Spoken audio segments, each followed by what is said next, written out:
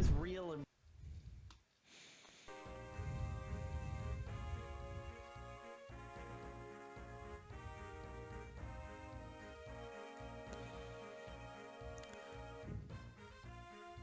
Alright, just letting the ad on Twitch play so that I make sure that I'm live. Should be. Anyway. Good evening, everyone. I'm Kiederen, and welcome back to another part of Void's Blitzarre Adventure. I did come down with a cold recently, so I apologize if I sound a little bit off. But I do still want to play a bit more of this. Get another chapter or two in tonight, this week. We are on chapter 23 this week, and nearing the end. There's, again, 30, I believe 30 chapters in the hack. And this one was, yes, the skeleton village on the sea.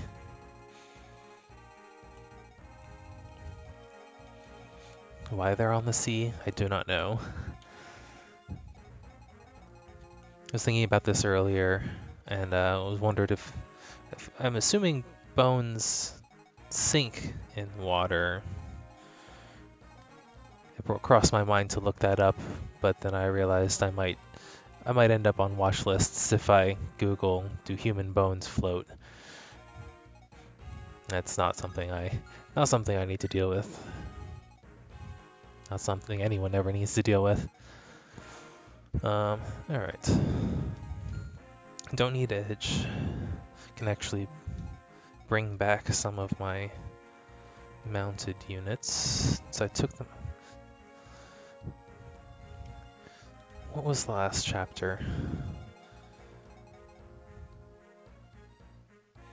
Oh right, it was the other boat chapter. That's why a bunch of my units are reshuffled order-wise. So I've only brought a few of them. Flyers plus healer. Anna took care of most of the other ship. Low manning in the spirit of Gaiden. P.S. That's actually a bad thing for game design, though. You don't want to do that as far as Fire Emblem goes. That's kind of trivializes things. Fewer units, they kind of tend to snowball in their stats, and then they just kind of mow over everything and to heck with strategy.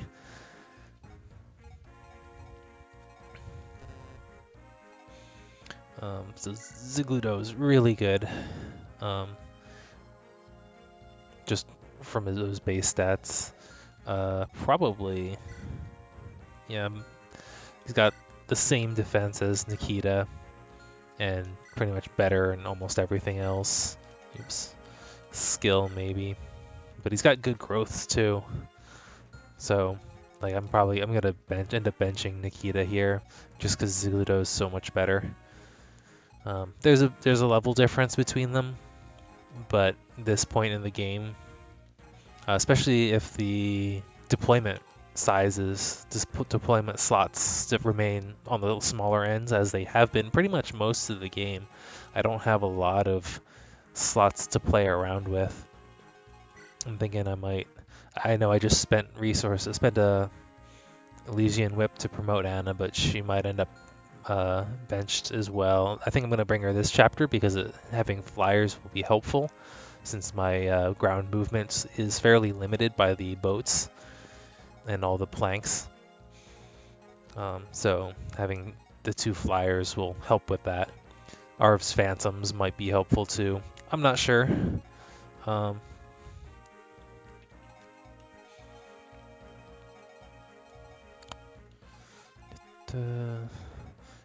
I'm thinking about bringing I've got Prin for light magic and Arv for dark magic, but I don't have an anima magic, but I don't think I really need one. And it can probably sit out.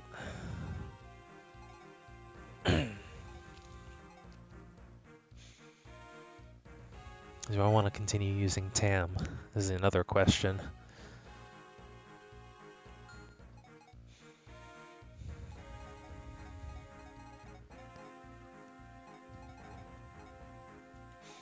Got Doot and Celica. Not using Doots. Celica could be useful. She's got an interesting spread of stats and interesting growths. Not expecting much out of... actually, I'm not expecting much growth out of her at all. The only growths that she has that are decent, those stats are already nearly capped. So they're going to hit cap, and then she's just not going to do anything from there. But I suppose she only has 10 levels left to grow anyway. So she might be one of those situational units that I can pull off the bench if I see a specific need for her. She might be she might be a decent status staff wielder with her 24 res, because the success rate on status staffs in the GBA games was based on both the caster and the defender's res stat, but her staff range is still determined by her magic stat, which is low. Oops, I wanted to check out her skills. Right, Slayer, even though that looks like, the icon kind of looks like Aether from Tellius games. So, if at the very worst, she is a staff bot. So if I need another healer, I can bring her in. I see that she has a sword rank, though it's E, meaning just iron swords. I'm morbidly curious if she has an animation, but I'm almost certain that she won't. She'll just use a map animation.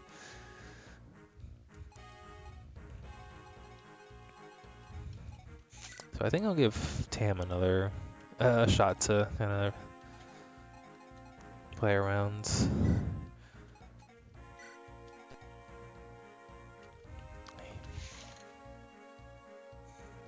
Yeah, there's a car alarm, but it stopped.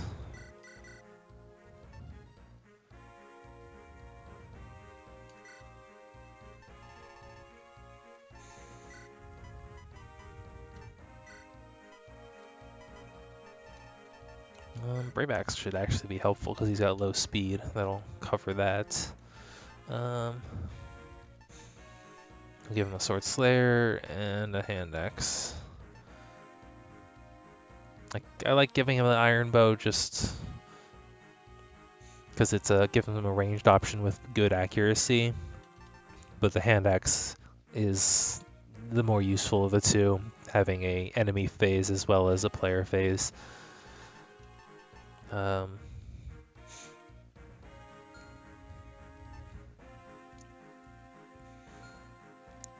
I've seen some hacks make short bows have a 1-2 range, and I've actually tried that in when I was messing around with Fire Emblem 6, and I haven't 100% decided how I feel about that. I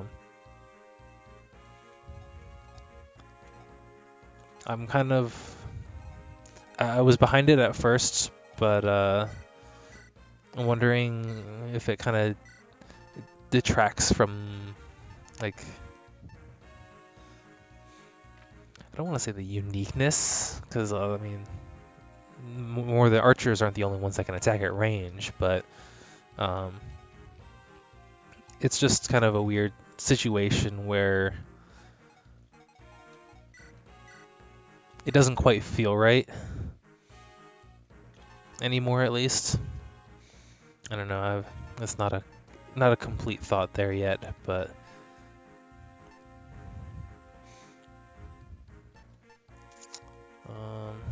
well, I guess since she carries the convoy with her, it's not too big of a deal that she doesn't have.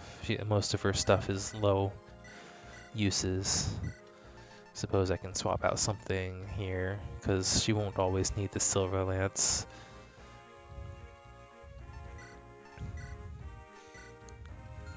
Let the Iron Lance be her default.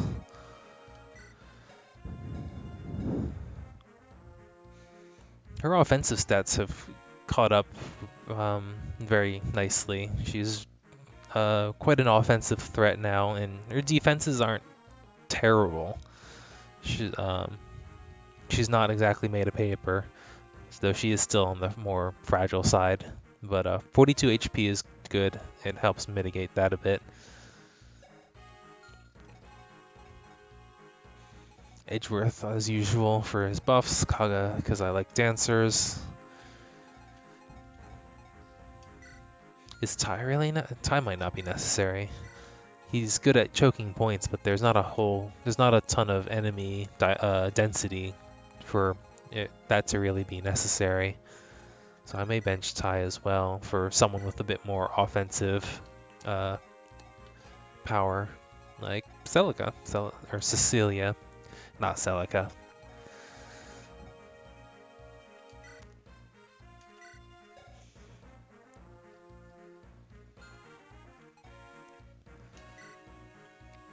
I mentioned last week that I was playing a file, a different separate file of this, just to kind of look through and see if I missed anything, and using Not Arch in that file too, and he's way better than this current one.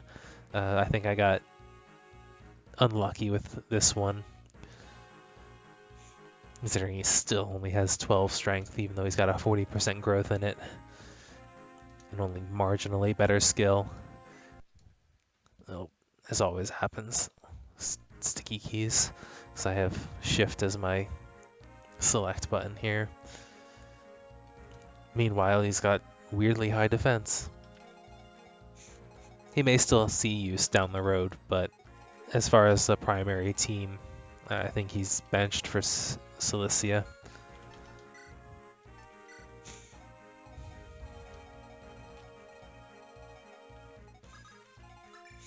Let's put our flyers up on points where they can kind of ignore where they have more ready access to the full of the map. Definitely want to visit this village on a boat, which looks weird because there's like grass built into the village tiles, but if you kind of look at the whole thing in the scope of a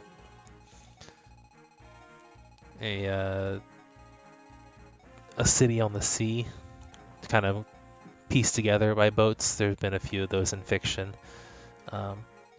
It's kind of neat, and it doesn't seem too out of place then. The tile work is kind of interesting. It gets a little janky for stuff like this, but here you've got a bit of a rough edge, but this is a little weird too. But there's not a whole lot you can do about this aside from positioning it differently. Otherwise, the map design is at least aesthetically interesting. Having two routes around to the boss is good, but those routes themselves are kind of linear. An armory on one and a village on the other does kind of compel you to split your forces a little bit at least, though I'm probably going to end up just sending flyers to either of these points of interest, but I'm also thinking about splitting my forces just because I like getting the experience and seeing what both sides have to offer without having to play through it twice. A few of these look like they're standing on chests, but they're just pillars, so as far as I see, I don't have a need to go grab my rogue. So let's see.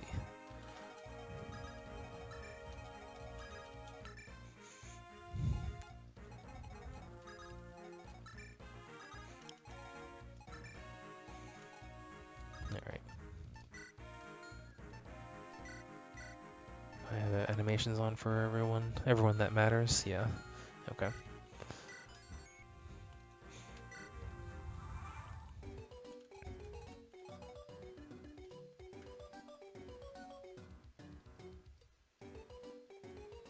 This is interesting music. I don't personally recognize it, but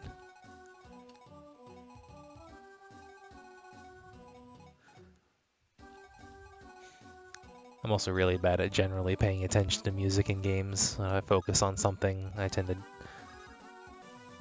drown out other stuff. Oh, Right, the enemy weaponry was interesting. Got a diversity of fairly rare weapons on almost everyone, all the enemies. Effective stuff, brave weapons, poison weapons. Mr. Bones. Yeah, governor of the skeleton colony. So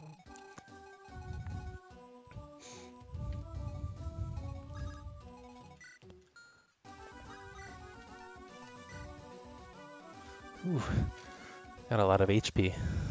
I can smack him twice, but he'll still survive unless I crit.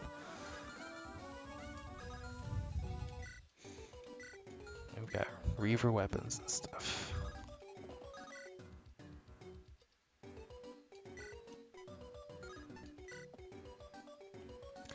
I don't know, I think I'd prefer Mr. Bones' Wild Ride to Mr. Fuga's Wild Ride in Fates.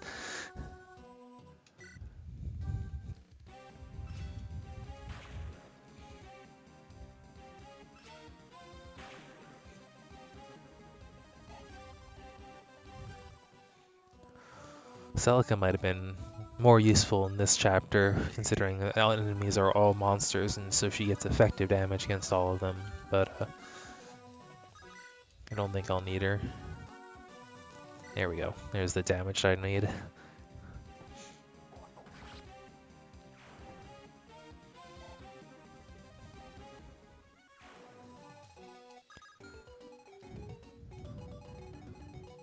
Let's see. These guys' range overlaps, so anyone that I send melee-wise to deal with this guy has to deal with the other, the white as well, unless I can kill him entirely at range.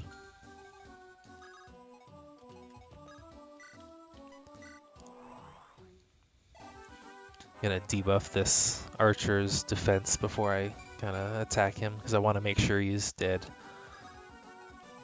Brave weapons are never fun to mess with. So I didn't do any damage, but I still did tacked 6 damage onto the next person who attacks. What's his weapon levels? He's got A and C, yeah. Alright. I might as well stick with the highest chance of success here. I was just saying how I don't want to deal with them on an enemy phase.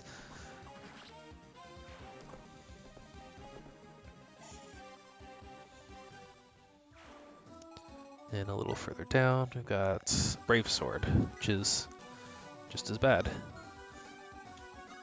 But he can't reach me this turn.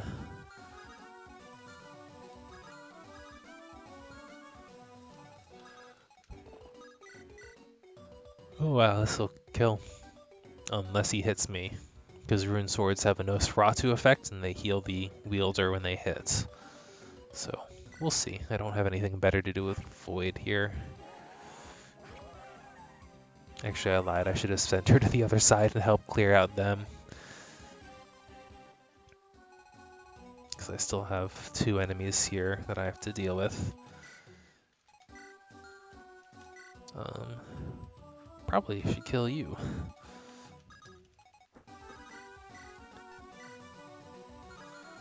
Actually, I guess this is okay, since Void can just tank this side. There's only the one enemy to worry about.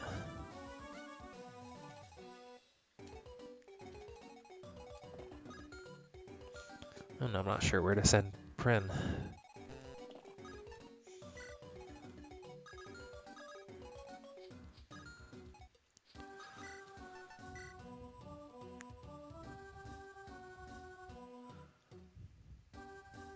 Is this a remix of like Spooky Scary Skeleton?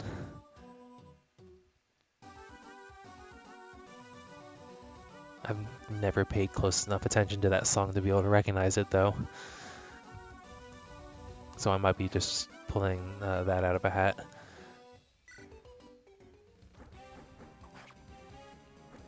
It would be topical, I suppose, to this map. I was hoping for a crit, but I guess this is okay.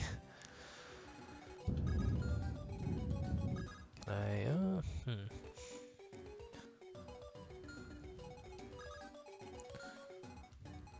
What do you have, Rune Sword?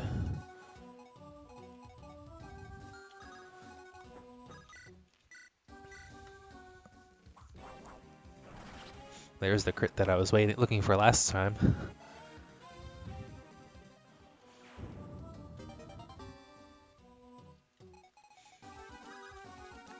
And then Cilicia can finish off that skeleton.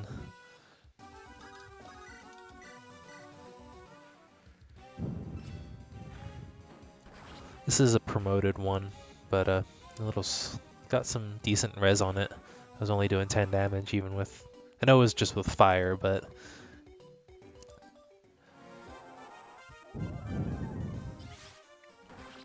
unnecessary Aether. Okay. Another one that would have saved some weapon uses. Oh boy. Rain. Okay. And it's 1, 2, 3, 4, 5, 6, 7. And it's kind of done. I'm not sure. Like, I'm definitely limited here, but so I think the boats count as being indoors. Maybe the planks count as being indoors too. You've got 6, right? 6 movement. 1, 2, 3, 4, 5, 6. So that's full movement. 1, 2, 3, 4, 5, 6, 7, 8. That's full movement. This is limited movement. So I guess this is the anti-flyer approach, which is creative, certainly. I don't know how effective it is though, because a lot of the gaps between these areas for flyers aren't particularly huge to begin with, so they can kind of bridge them pretty quickly and then not have to worry about it because they're counted as indoors.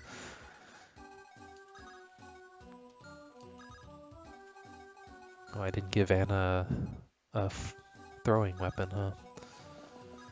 And this is going to be at weapon triangle disadvantage. Though my resistance is high enough that I'm not really in danger from it. Just got to check what else is behind him. Nothing. Okay. This certainly seems like the kind of map that would benefit from tactful reinforcements.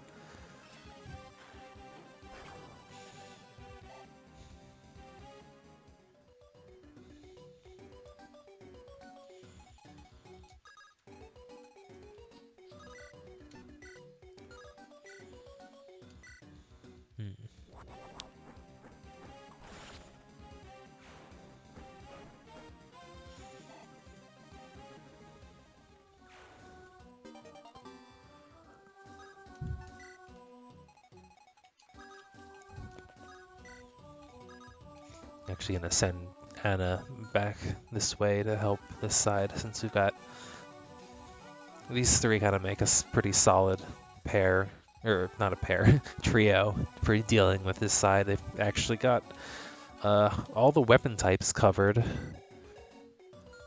Lance sword, axe, and bow, plus magic and heals.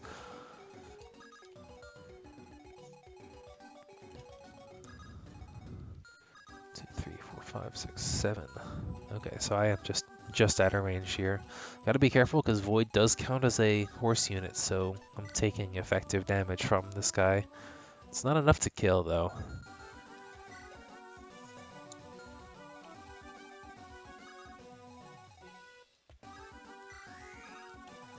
Let's see.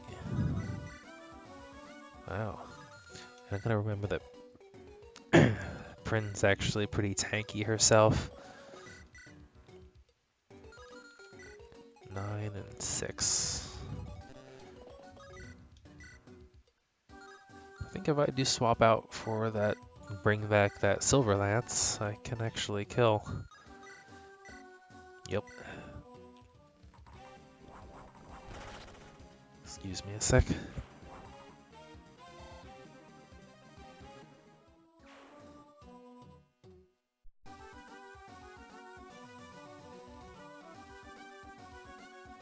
Alright. So Void can take that village next turn. I guess there's not a whole lot more reason to send Prin up here.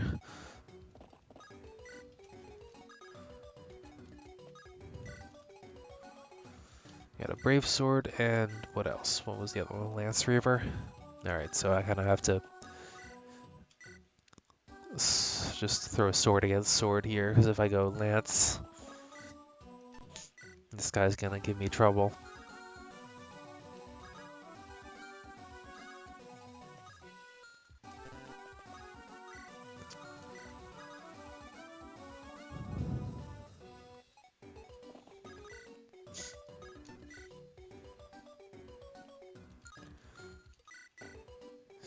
Yeah, 18. Actually, that could be.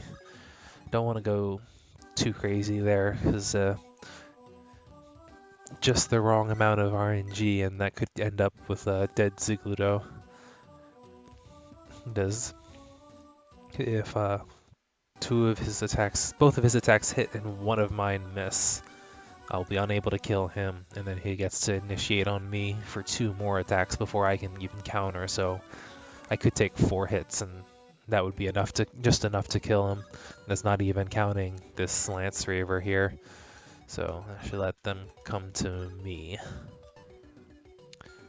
Even better, just let one of them attack the Phantom, and they could bottleneck themselves right there, and then I can pick them off next turn.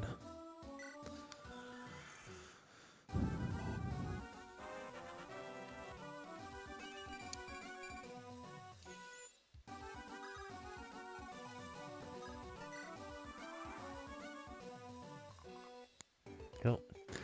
Since Phantoms have 0 defense, they pretty much immediately draw aggro from all enemies. And only 0 defense and 1 HP. Since the enemy AI prioritizes attacking enemies that they will do the most proportional damage to, proportional to the player unit's health. And getting a kill is the highest priority there. Then, well, I guess that's technically slightly higher priority than the proportional damage rule, but ooh, Hammering. So this is the repair staff. This renews the durability on any unit. 1 item per use. I think I have a warp staff with one of those charges' names on it.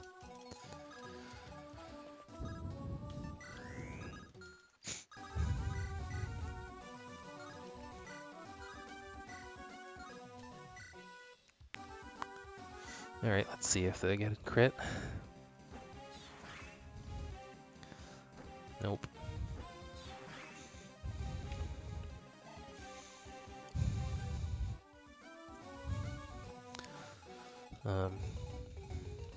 Usually the GBA games have 1 hammer and staff. Sacred Stones actually has 2, though you can't get the second one until the post-game campaign. You have to, when you unlock the final bonus character, he has a hammer and staff in his inventory. And no, you cannot use. They did think that one through, and you cannot use a hammer and staff on another hammer and staff. Fortunately, or maybe unfortunately. Here we go. This is reinforcements, potentially tactfully. I'm not being overrun. They're not ambush, and they're enough there to kind of make me think. Be wary of the stairs.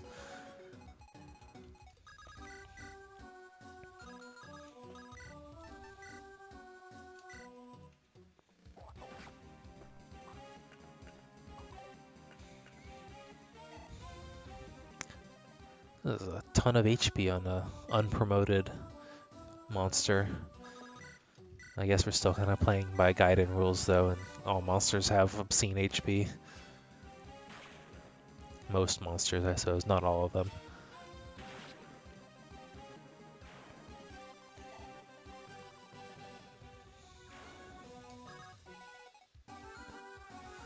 Can't go too far because there's a bow.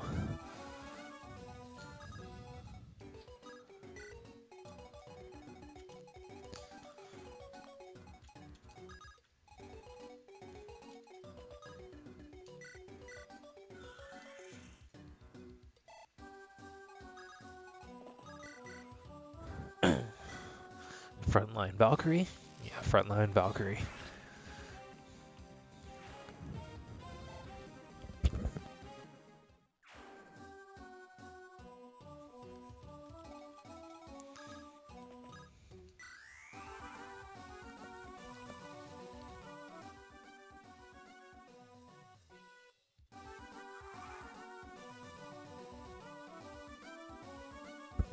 Okay, so now we have green zombies invading the invading the skeleton colony. Do while. Ooh, consume thy enemy. Talk with Void. So this might be a recruitable entombed. That's interesting.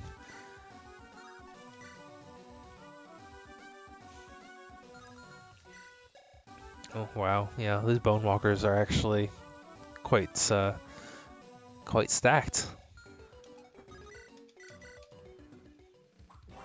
That crit. He's actually gonna survive this, but the second hit, fortunately.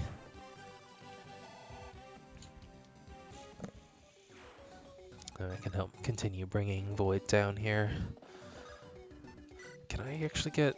I need more than one movement to get Kaga in range. Actually, I still have 3 on the warp staff. Just because I don't want, just to make sure that Do While doesn't do anything crazy. I try to talk to him on the first turn that he's here.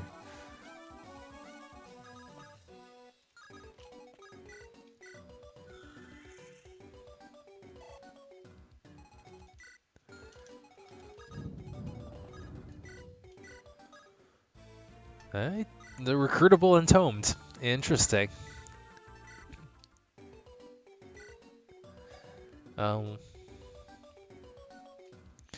So he's got strength, which he's almost capped already. Skill, decent, okay skill.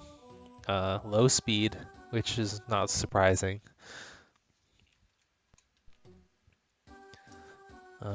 Moderate luck. Pretty good defense actually, and lowish resistance.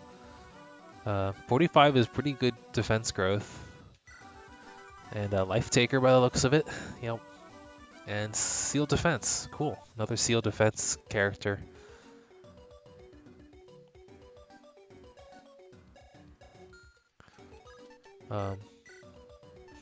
I might end up skipping turning his animations back off, because if he uses the standard entombed stuff, then he's gonna go. Those animations are gonna go real slow. Poison Claw and Sharp Claw, with the classic monster boon of both of those being unbreakable.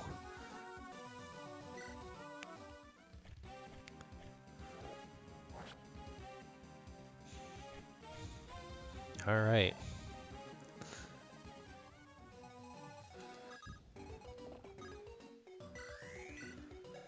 I'm not sure where this +4 skill came from. Did these, no? No, they only appeared there. There's this random forest down here. I wonder if there's a secret shop there. I had forgotten until I was replaying on my other file that the Wyvern Anna actually comes with a member card, so I actually have one. And I just haven't been checking around for anyone who actually, or anywhere to actually try to use it. I don't know. Zombies just appeared. They were green. One of them I could talk to, and he joined me for some reason.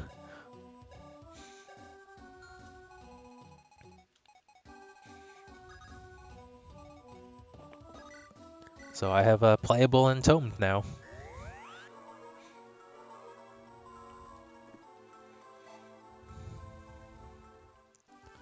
So I can't reach you. But let's see, this is safe. See, there is some rain effects going on here. Wonder if like this area, the tiles and the deck, the bridge count as being indoors, but since this is road, it counts as being outdoors. I don't know.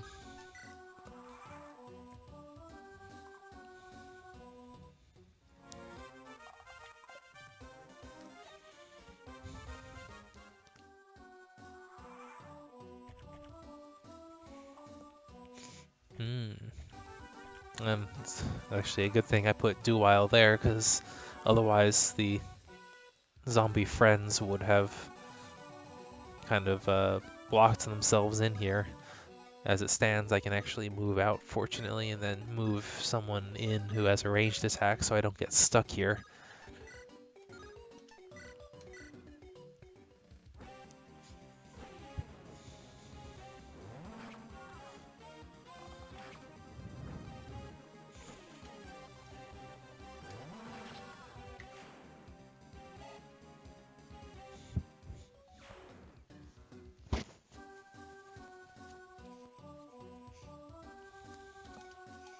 Alright.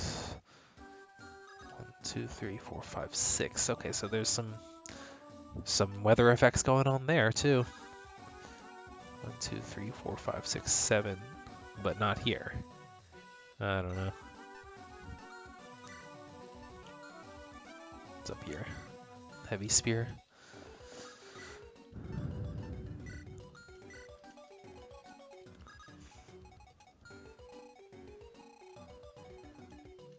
So, right, this is gonna explore a bit with the members card.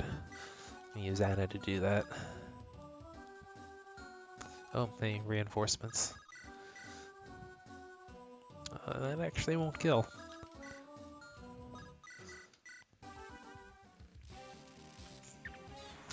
Playable zombie is certainly novel. I'm not sure how useful he's gonna be.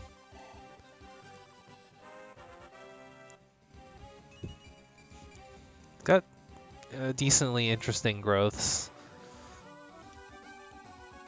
but since he has no weapon levels, he's restricted to these 2 weapons only, and means he's locked to range 1. And his low speed and skill are gonna make him a bit difficult to work with fairly quickly, though rallies can certainly help with that.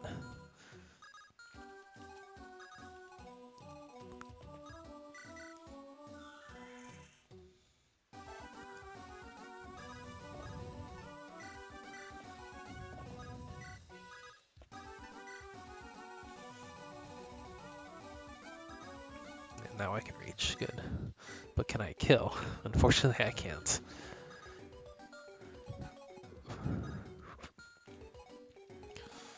I want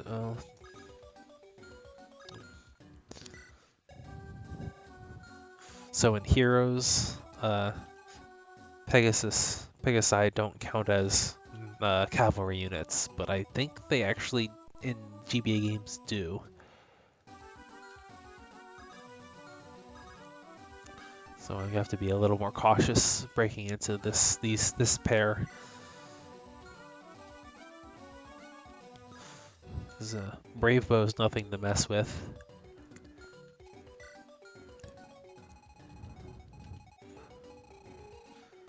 Come back to this next turn.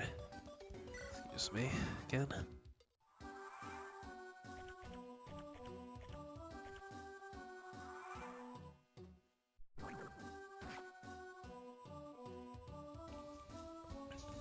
Alright, hopefully Tam can reach. Yeah, okay.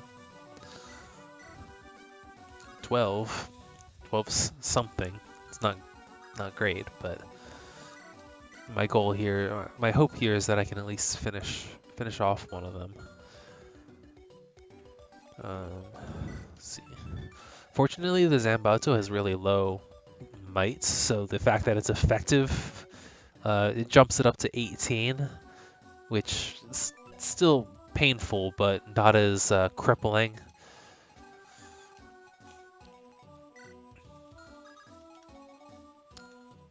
As like the heavy spear, which the heavy spear's might jumps up to 27 against armored units.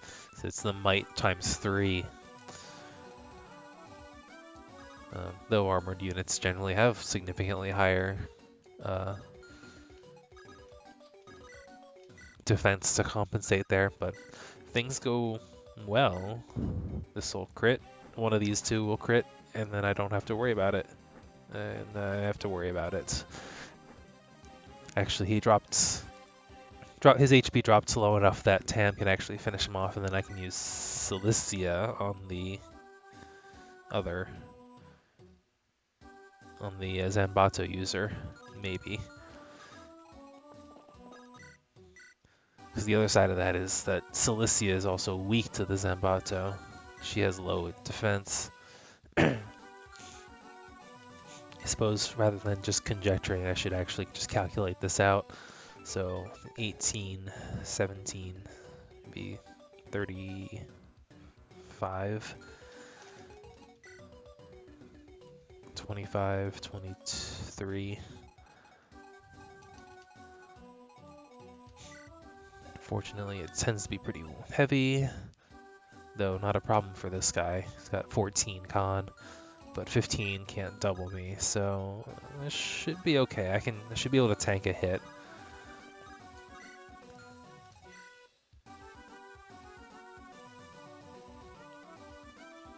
And Kirsten's in similar situation. She's got 15 attack speed, so she's still not in danger of being doubled, and 11 defense, but with weapon triangle advantage, she should take a little bit less damage, like 20, 21.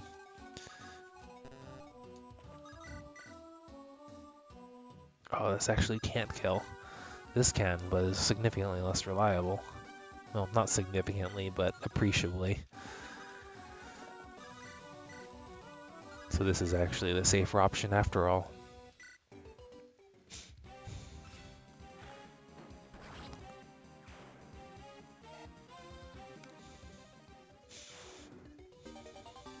And he does drops that energy ring, which I like.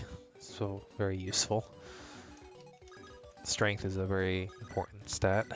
Could try to coerce him to attack Tam instead of Kirsten, because Tam won't counterattack.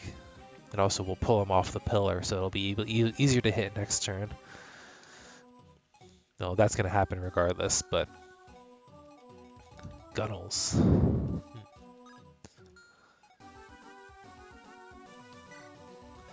But yeah, weapon triangle will help with my hit rates too.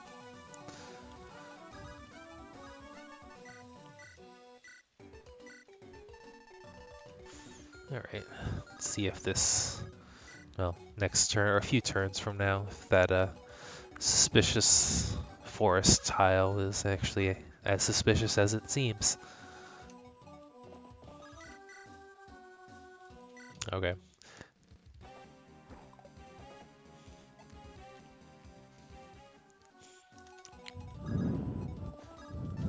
There wasn't any real risk in that, so that's fine. Nothing really lost.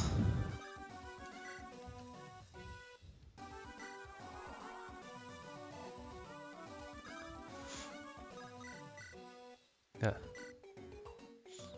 I just want you for your seal defense anyway.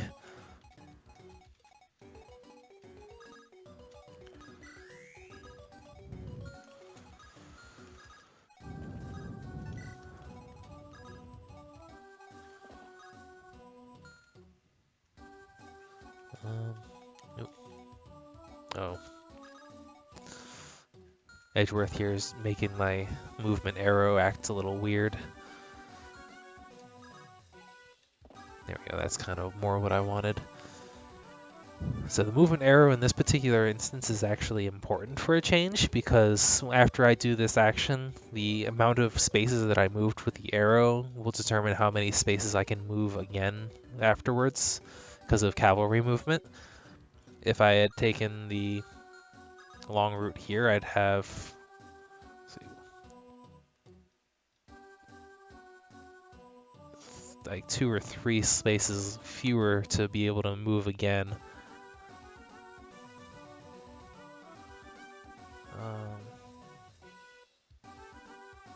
Now in this particular case, these two would actually be roughly equivalent.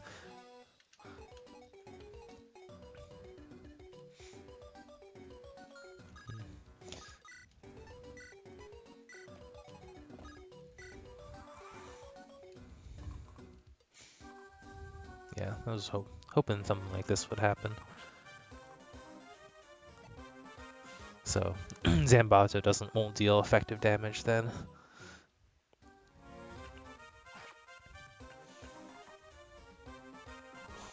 Oh boy, it's actually gonna kill this guy because I left her with a silver lance.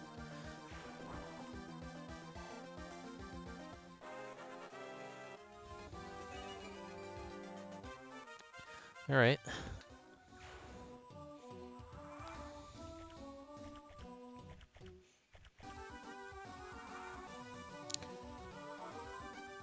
I don't expect anything, but it might be neat if I got something for keeping the zombies alive. All right.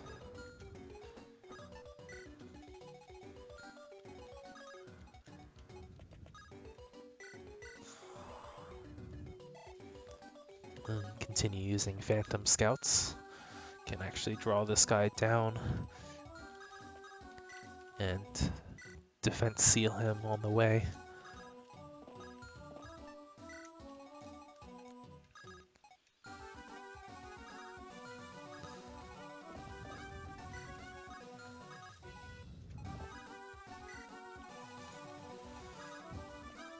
We're still getting backed up a bit here with the green zombies. So is there a secret shop? There is a secret shop. Does it have anything worthwhile? Brave weapons are good. Excuse me.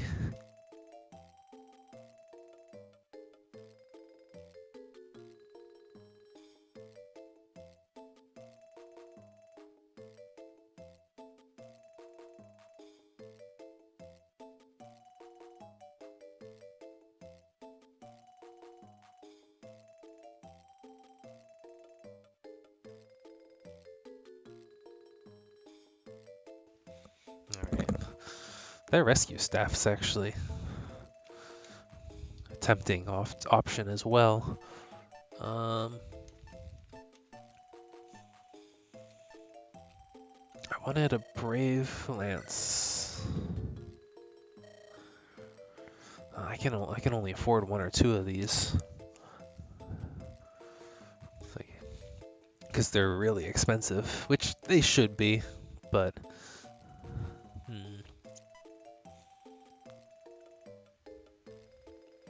the question becomes, should I really be spending my money on this?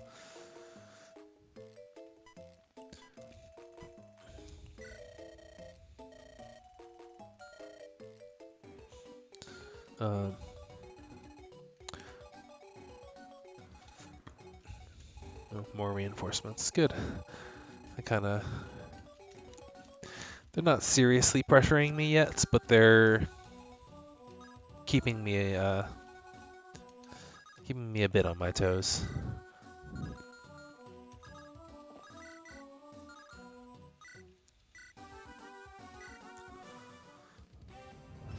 So this guy's the first priority, and then the Bone Walker afterwards.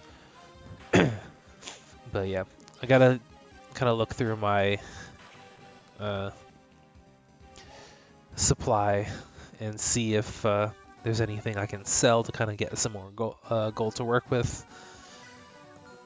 Because I think I'd like a Brave Lance and I'd like a Brave Sword. Because Anna would do wonderful but terrible things with a Brave Sword. Especially if each one can activate Astra, we'd be looking at a return of a Fire Emblem 4 Swordmaster and the reign of terror associated with them. The glory of 20 consecutive hits. Well, I suppose it would be 10 and 10, but 20 hits in one round of combat. Pretty obscene. Oh, you got a Brave Lance. You have a Brave Lance, alright. What do you have? You still have the same Poison Sword. Okay, so Brave Lance 28 could actually be kind of threatening.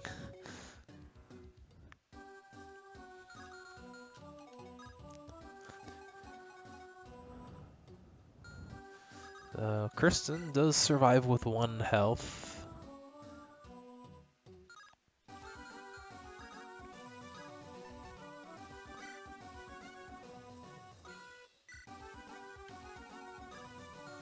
I'm a little less confident in Cilicia. Though, actually, never mind. Cilicia has better defense and better HP. So, if Kirsten can survive, so can she.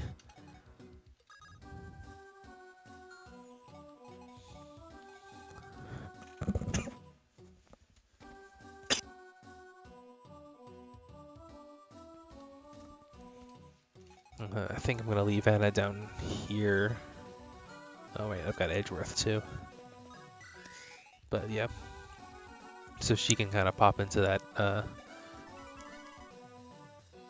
the secret shop, buying stuff from herself actually, or the other Anna technically. I think that's more the portrait used.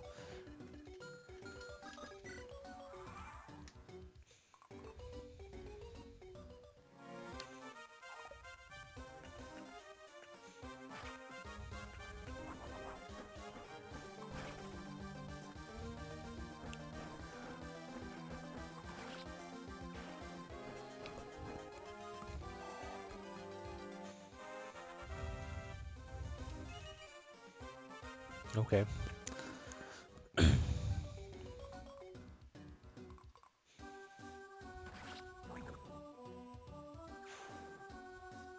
You can't poison me if I'm already dead.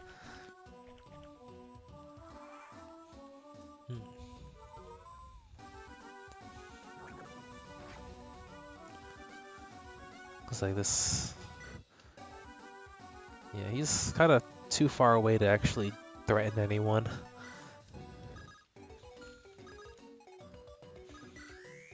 Okay, I was gonna see, does the rally actually apply to neutral characters too? And it doesn't.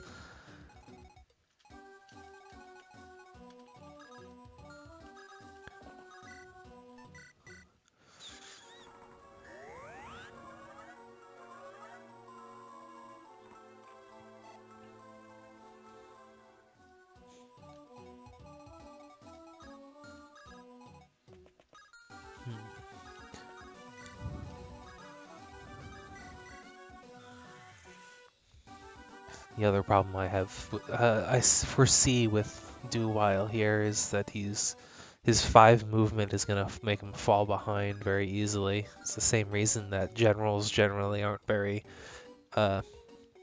competitive, so to speak,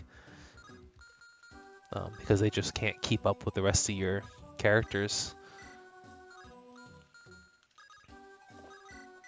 Movement-wise.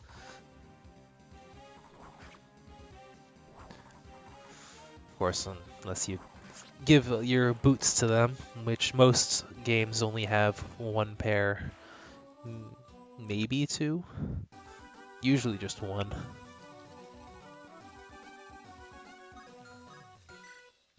So what do you have? Another Brave Lance, 28,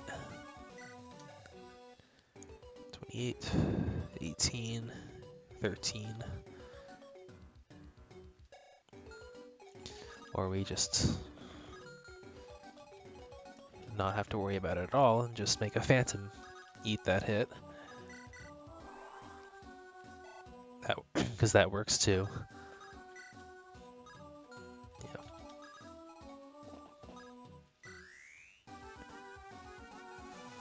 Yeah. Yeah, that's most of the time. That is also the case. In this particular hack, I got 3 pairs of boots, so it wasn't too much of an issue. I can see kind of a case for giving someone like Oswin from Fire Emblem 7 boots, because Oswin's a really great unit. So being able to let him keep up with the rest of your team has some merit to it. Wind Sword. And that's the Poison Sword.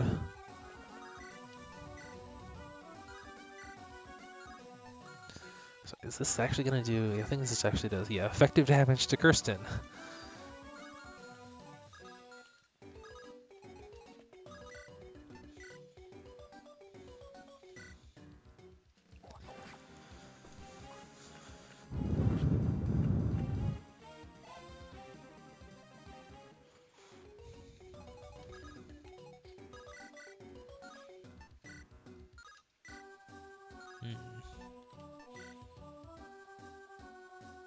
That's... if I get hit twice, that'll actually kill me.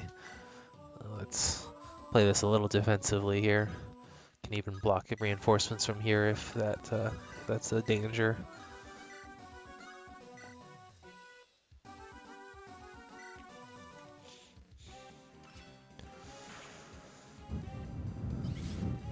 But yeah.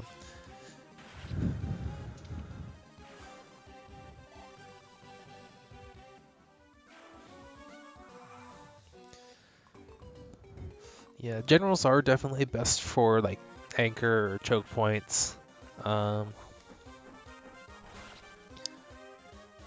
Depending on the game, though, there's sometimes not a lot of them.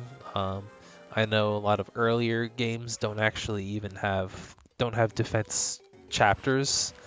I believe Marth's games were all either routes or seizes, seize the throne. I know for a fact that all of Binding Blade is seize the throne. Certainly something it has received a fair amount of criticism for, and rightly so. But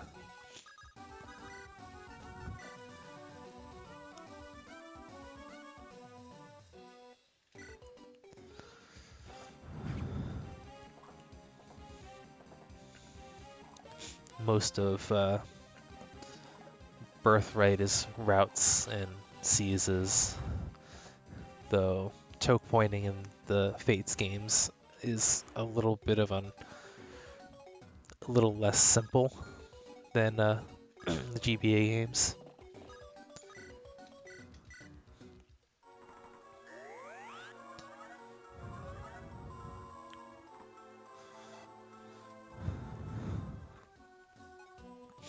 But I think the general point I'm trying to get at, I suppose, is that even if a general is good at... if you want a general in order to hold a choke point, you're going to have to train up a general first, and for a lot of that time spent doing the training, they're going to lag behind a lot in the movements because the choke points only kind of here and there.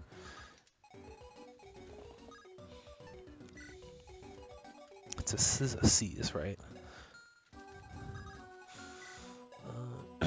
Let's see.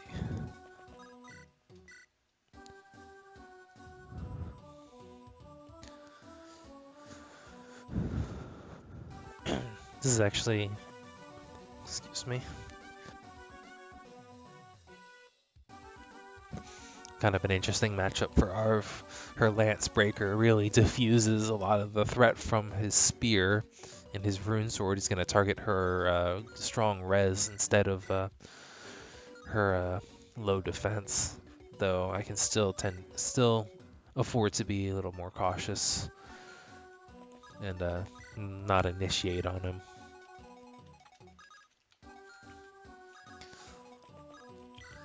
Meanwhile, still lagging behind here.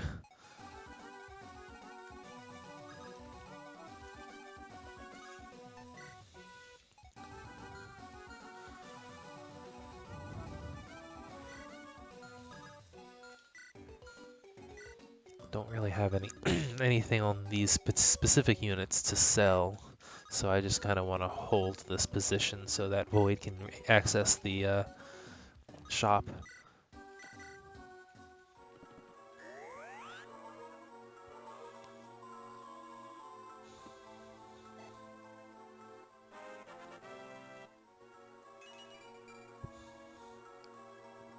Alright. Magic is good. What is her magic growth? 35. Okay, so yeah, getting magic in the level up's good. It's always good, but she needs it more than most.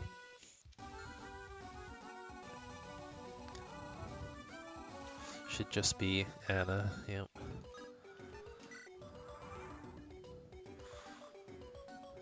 So what he's gonna stick with the spear, huh?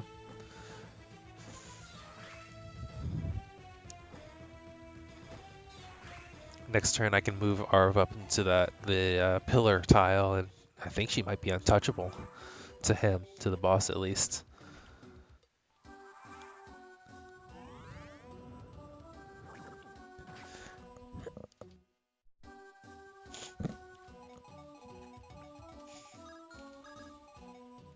Oof.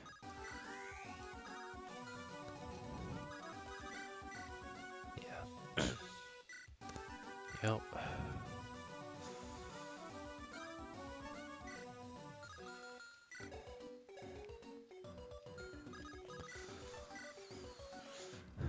Yes, see if I can entice him to switch to the Rune Sword. Probably not, though. He's probably going to stick with the spear, even though he's got 0% hit.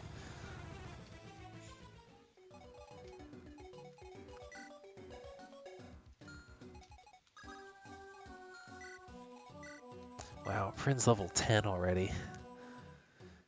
Capped magic. Not surprising with a 60% growth and high base. 7, 7, 10. Expecting some reinforcements from up here, so I'm gonna move Zigludo over to try to start preparing for that. Though I definitely want to kill the boss before the green zombies get there, just to help keep them alive.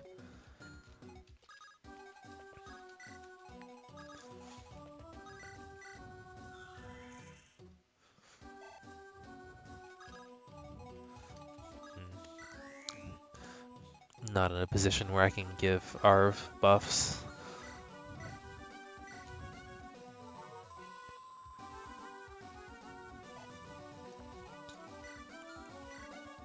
But I can start shuffling some inventory stuff here. So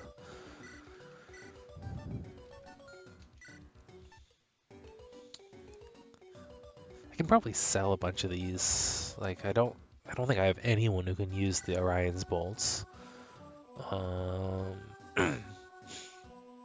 And I don't think I'm really likely to be promoting any new units in the near future. I have 2 Master Steels still, so these will be a good source of money.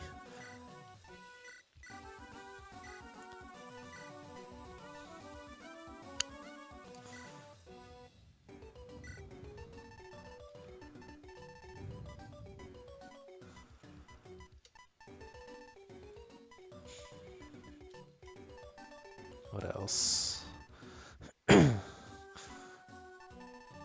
not sure I can really afford to part with too much else.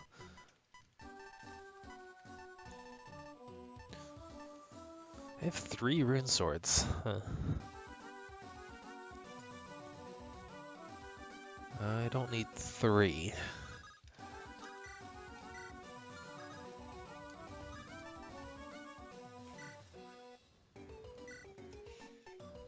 So how about this?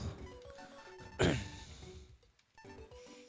a bunch of stuff I can kind of sell off the next preparations menu just to clear up space in the supply. These things, like this light brand that only has 3 uses left on it, the Lance Reaver with only 1. I don't really want to waste turns on it right now, but later.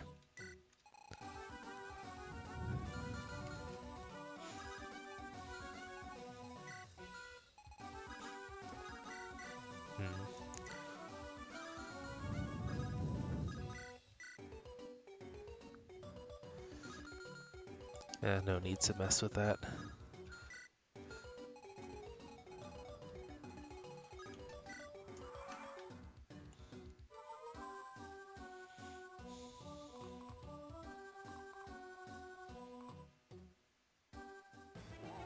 Oh. He switched to the rune sword when he was low on health. Huh. Nope. Final hits on bosses. Guaranteed crits. But they have to actually roll a hit first.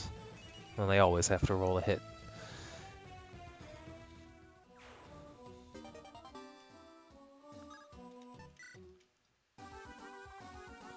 So what will the green units do? Yeah, they'll go after the other ones, the other enemies now.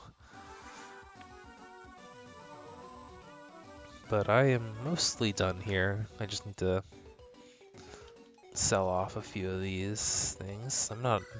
Oops. Increase by 1 the count for accidental rallies. Yeah, they're probably gonna get shredded by enemies.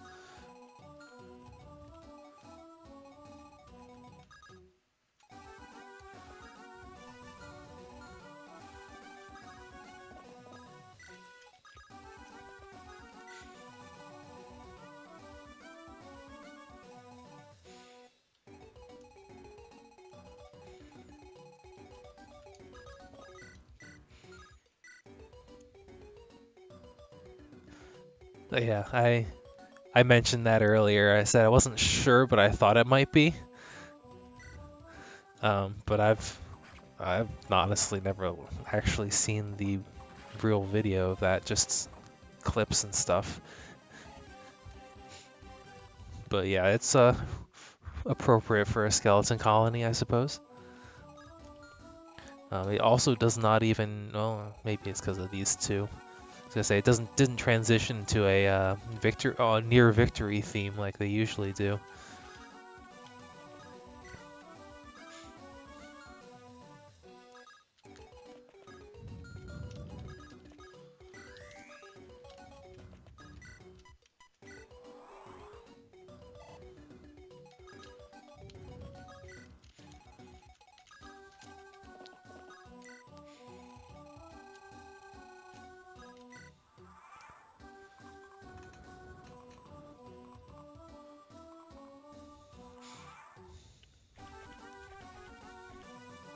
So yeah, probably gonna kill themselves. Yep, that's dead.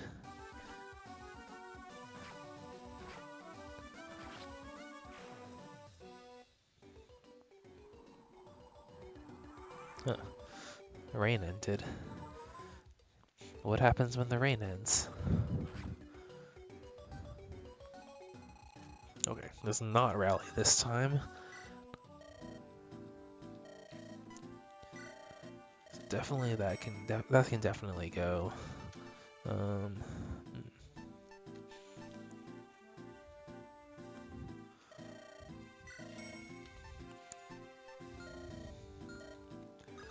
go with that to start.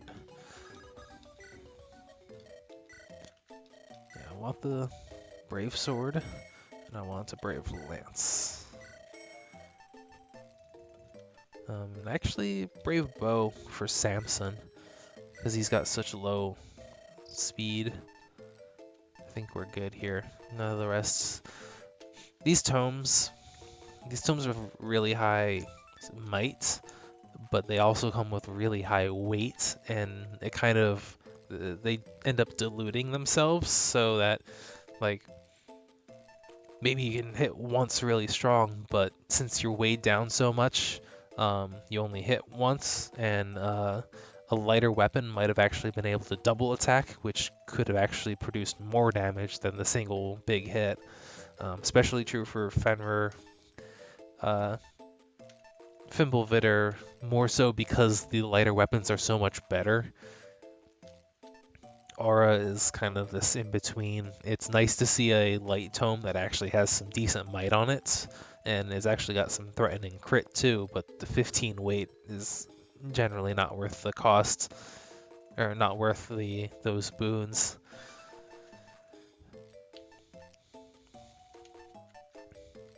See, I have a Brave Axe already. I don't. Silver Blade isn't really necessary. It's just a souped up silver sword with less hit. So I'm good there. I do think I'm going to see about selling. I can do that later.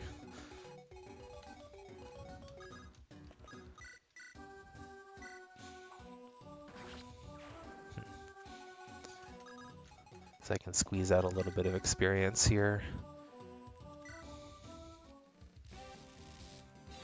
And then just gonna end the chapter while there's still some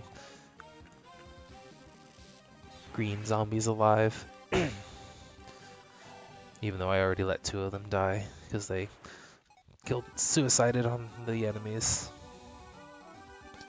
Let's see, no other villages. Didn't really need anything from this shop. I did have Reaver weapons. I should grab some of the extra Reaver weapons. I think I'm low on Axe Reavers. Got 2 of those. Yeah, I could use another Axe Reaver or 2.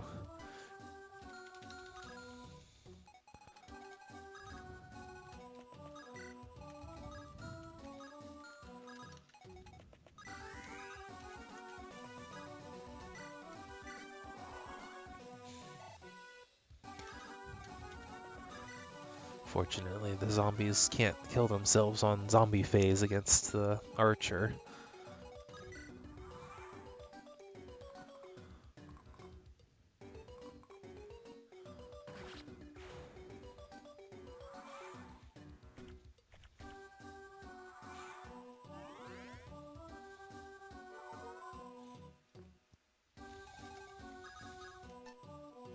Not accidental rally again.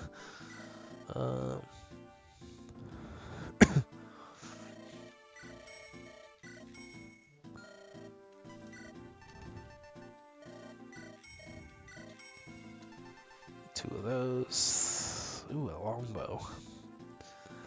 I don't remember. Don't remember what the status of my other longbow is, which means it hasn't been super useful because I haven't needed it recently. But that might also have been the recent maps. And alright, I can grab an extra short spear. I'm not a huge fan of short spears since they're kind of the steel family for throwing weapons. They're throwing lances, and the steel series generally is the worst of the 3. Iron usually have high accuracy and low weight to their advantage, and silver has high attack power and pretty good accuracy still. Meanwhile, steel weapons have slightly higher strength, but are usually the most heavy and the least accurate. So yeah, I'm done here. Let's finish this. Okay. Just dump the legendary lance into my inventory. River Rush.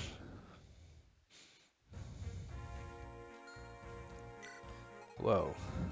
That is a ton of enemies. Holy crap. What the hell?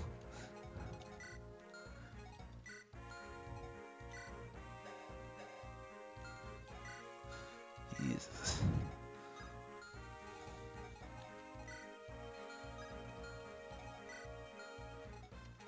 Alright. Stone. Gross.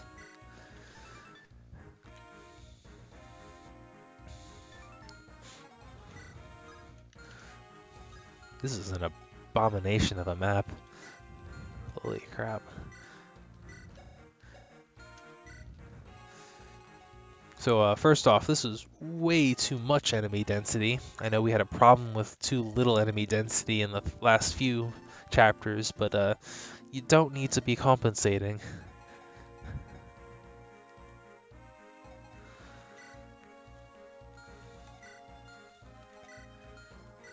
And this guy's on steroids. Holy crap.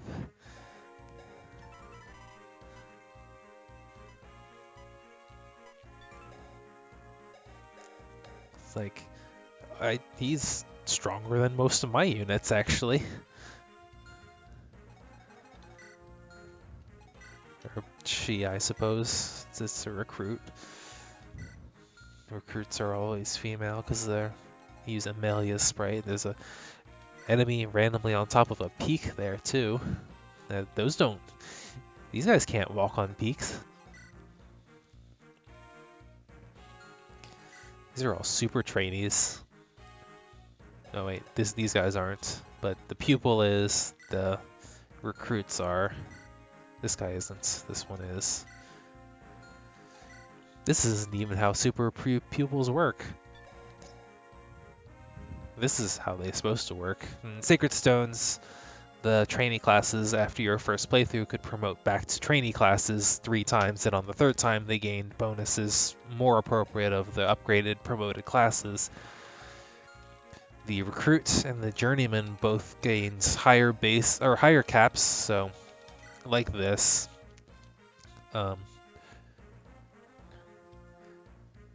They pre-promoted, they had 20 caps and everything except for luck, which always goes to 30, and then after promotion those expand up to, like, I think 20, looks like 23, 27 stuff, 29. Pupil, instead of gaining the crit rates, they did gain the boosted caps, but not crit rates, and instead they gained access to all 3 types of magic, which I can't send the cursor over to the weapon ranks in this hack for whatever reason, but it's okay. You can see them there.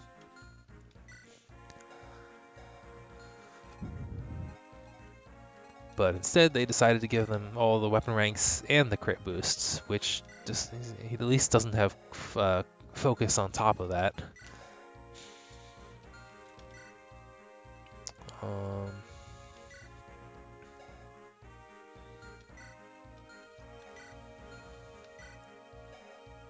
So yeah, siege tomes, tons of ballista, or 2 ballista.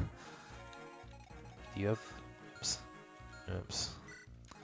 You don't have a siege tome, but you got stone as well. I hope there's a gimmick, because this looks like not a fun time. You've got siege tome, brave bow, more stone. Gwendolyn. Okay, what's your text? Basics are everything. Okay, there's nothing memey. I'm almost a little disappointed, but Vantage, armored blow. So Luna, armored blow, cover, natural cover.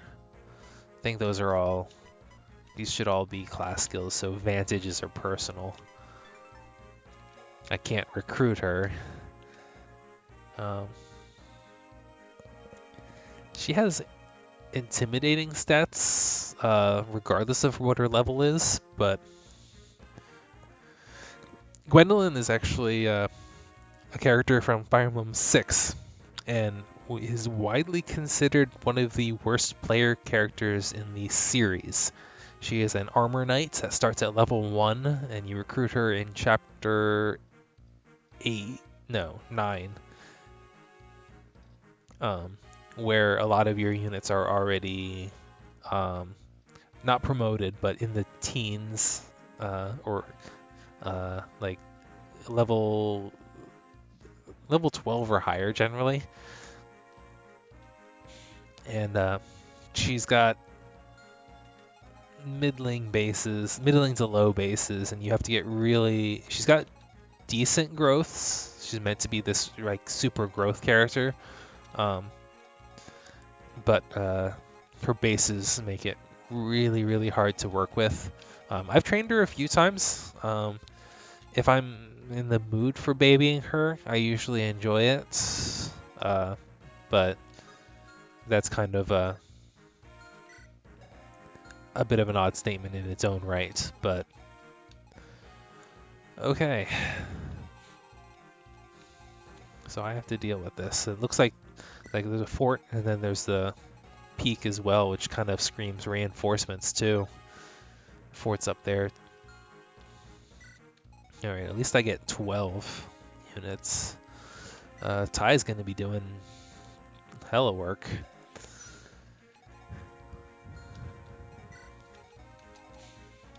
Well, the Brave Axe, maybe Tam. I might bring Nikita in for his defense as well. And since he has renewal, as long as he doesn't die, he has a lot of sustain. She's kind of an est. I wouldn't say that Chapter 8 is late game, which is generally what an est archetype is. The really low level, unpromoted growth unit that comes late in the game. I think est in her original game came like later than Chapter 15. And Nino in 7 comes, I think, in like Chapter 23, 24. So the game does at least give you time. There's 28 chapters in Fire Emblem 6, and you get her, so you have 20 chapters to train her in. But mostly it's a combination of her bases, her class. The knight class in 6 is by far the worst class. Low movement, low speed, low resistance.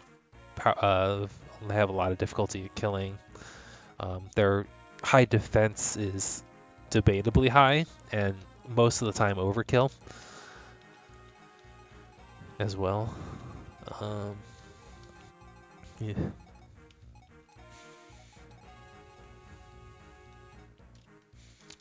I think Tam might be better than Samson in this case. It's because he's got an enemy phase, and I'm gonna have a hell of an enemy phase. Alright, that lineup seems good enough. I did want to give her a brave sword.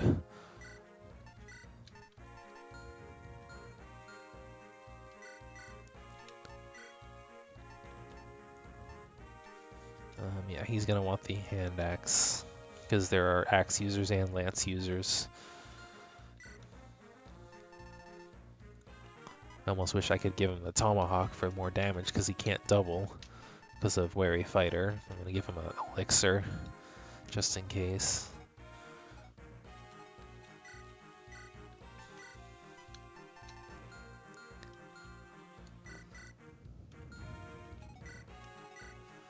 To revamp her inventory.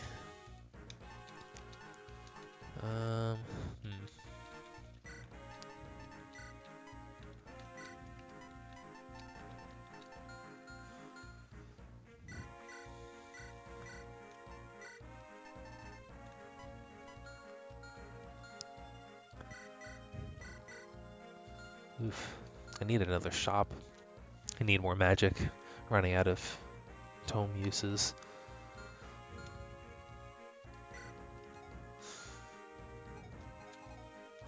Alright, I forgot that. Completely forgot that my dancer could attack.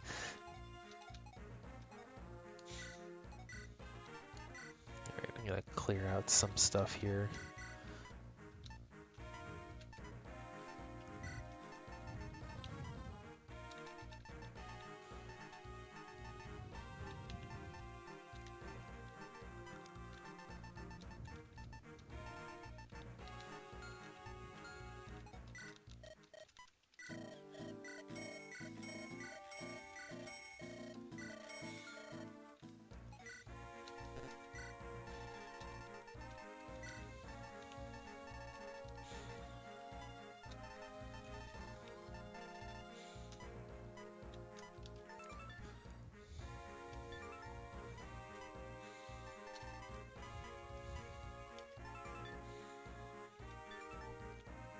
So yeah, I was just talking about last chapter about how like Fimbulvetter is not really worth using, and yeah, here I am still holding on to one.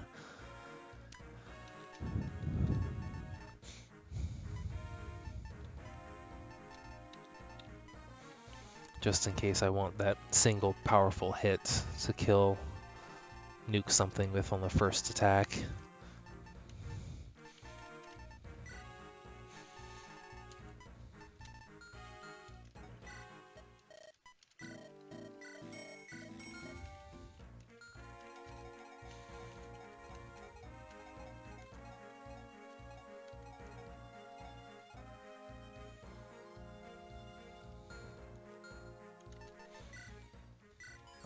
River Rush.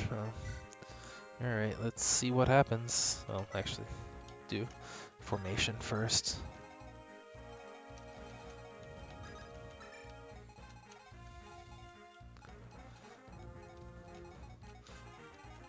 So I'm not even sure if I can safely break up here. So there's a twig here, snag, that I can break down and get up here, but there's a lot of really strong enemies up here still.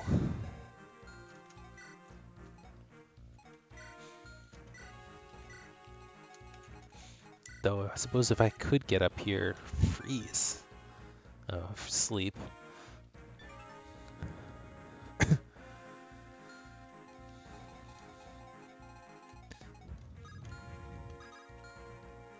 Oops. Okay. These guys at least don't move. You do. You move. You've got a physique.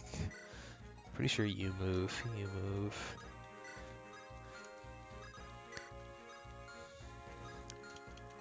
The other side to this is if I get through here and like plant tie like here, all these guys are just gonna converge on me and then it'll be cleared out in a turn or two. It's just, can I survive that? Well, there's a evil Florina.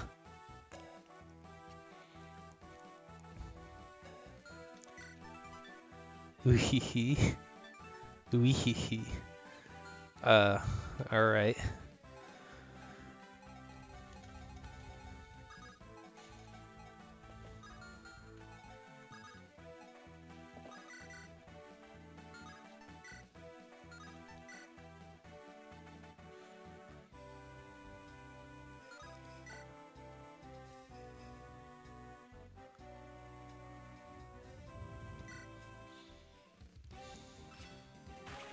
It's neat seeing the training units as enemies. There was one earlier. But not like this, I suppose.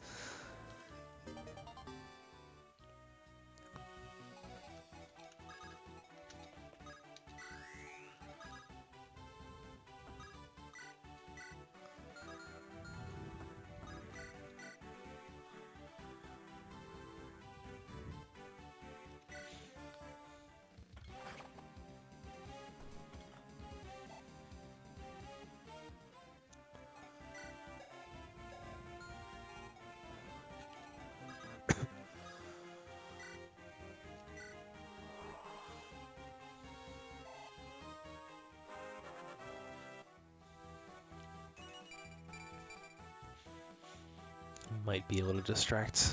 Oh, right, they have pass. I forgot that they have pass as well. Might be able to distract this guy for a turn or so with a phantom. It's like just how, yeah.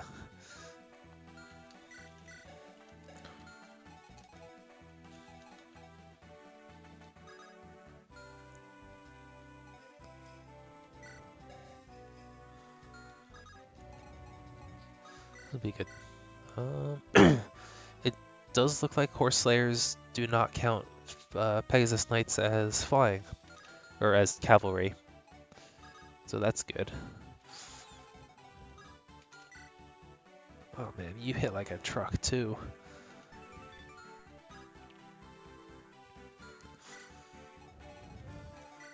I forgot to check if I even have a restore staff yet.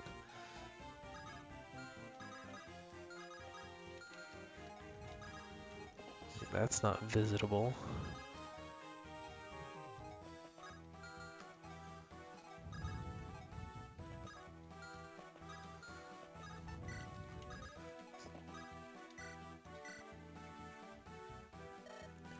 Oh, there's actual conversation. You there, you look like you can fight.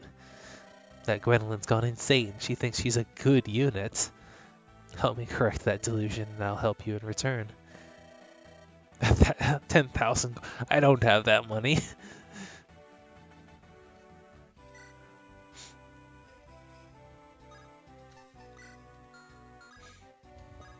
Do I?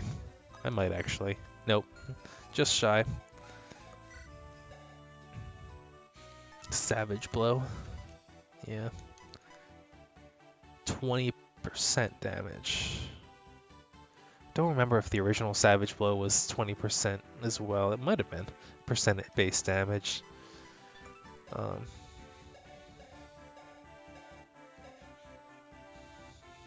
She doesn't seem worth 10,000 to be honest. But if I make it through this, I will dump some more things in the armory and try to recruit her just to see. And the question is, should I try to break in here or should I let them come to me?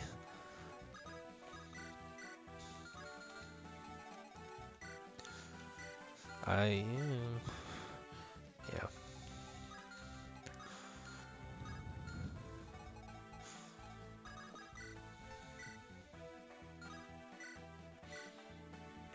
So let's see if I can tank them.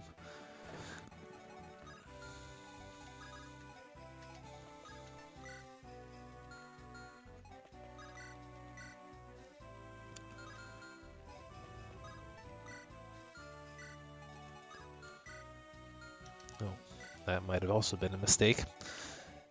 This guy's gonna come in and ruin my day. Okay, 20 speed. 16, 13, 3, 17. So, okay, I've got breaking even on the speed, but oh, he's got Axe Breaker too, so. Nope, that's still a bad time.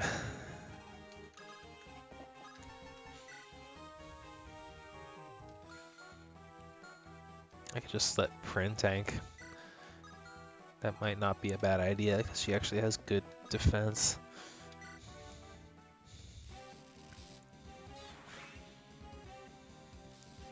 Did she receive a rally? I think she might have. She'll have over 20 defense if she has a rally. Yeah, she's got 23 defense. Halberd's dangerous. Ugh. This might still end poorly. That's 48. Actually, she can tank that. Not happily, but she can.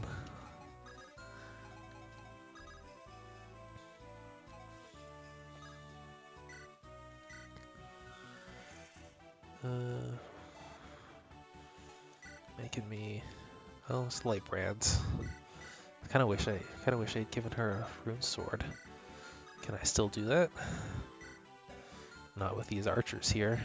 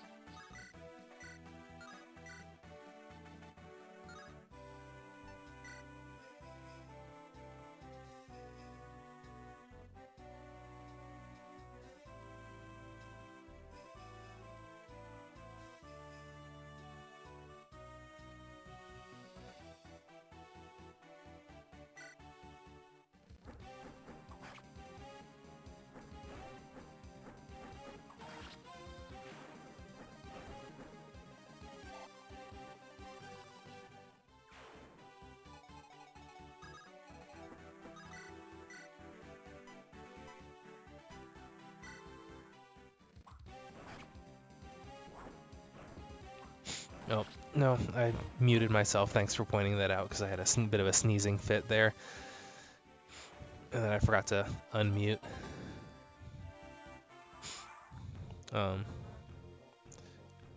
So yeah, you might have missed the part where I was talking about the danger area. Just in case, that red area, when no particular unit I had highlighted, I can press select and bring up the danger area, which is from like Awakening and Fates, where you can see all the area that the enemy can target for attacks. And this map on turn 1, the danger area covers the entire map. The enemy can hit anywhere on the map on the first turn. There was no safe place, which was lovely.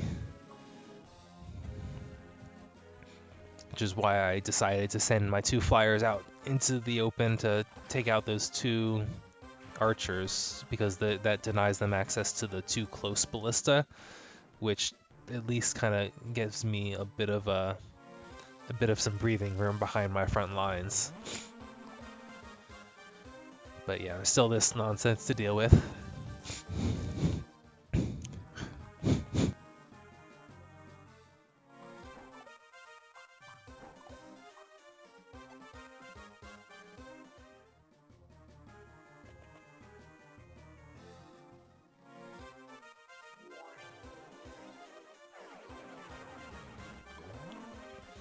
Fortunately, Eclipse has awful accuracy, so it's not really threatening, but I just hope none of these stones hit, because stone is a very, very easy way to ruin players' day.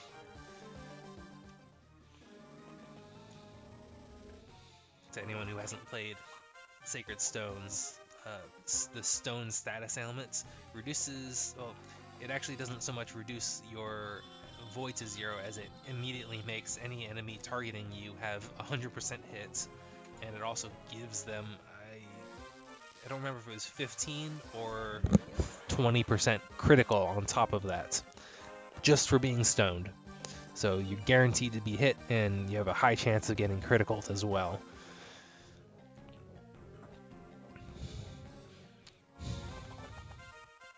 Why is he attacking with a hand axe? Like, I know why I have a hand axe on, but yeah, I'm pretty sure he had a steel axe in his inventory too, and that would have done more damage. Alright.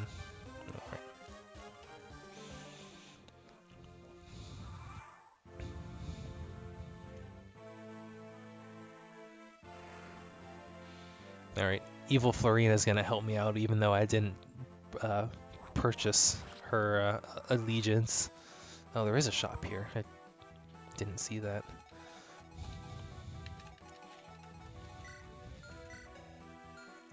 Do I have... I suppose I could drop an elixir. I've got a red gem.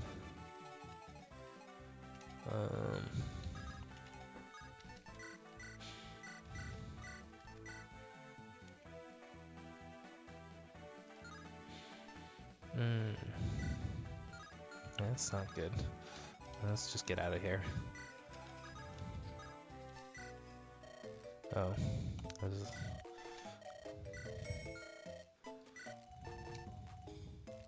Restore staff. Fortify. I actually really want that. I'm gonna have to come back to it though, because I can't afford Evil Florina and the Fortify right now. Unfortunately, we've got... I do want a Nosferatu as well, but again, same thing. I'll have to come back to it.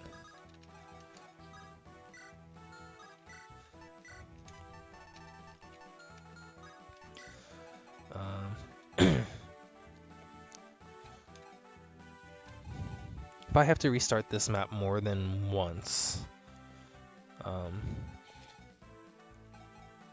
and for that I'd have to like lose multiple units. I think I'm willing to at least attempt Iron Man to a certain extent, but there's a certain point where a number of losses will be crippling, at which point I would be willing to fall back on an enemy control glitch.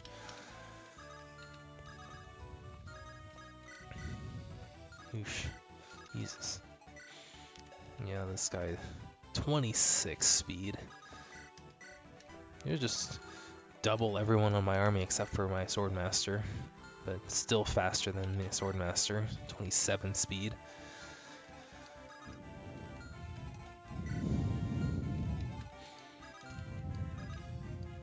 Man. Well, these I suppose these two aren't particularly fast to begin with, but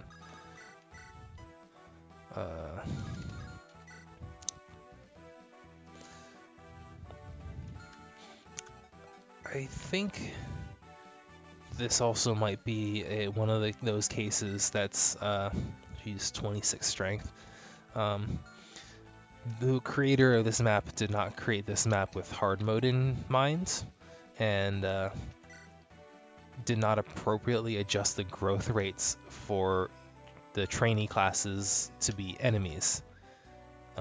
Because what the game will do is it'll take the enemies and auto level them to a certain point if you set it up to do so.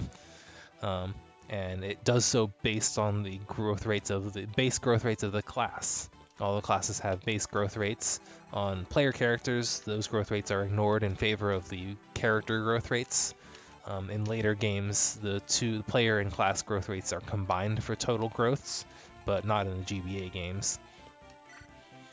But yeah, recruit classes have high base growths, and it's probably manifesting here with the hard mode bonuses. So, as I sit here analyzing this possibility, I still have to figure out how to deal with it.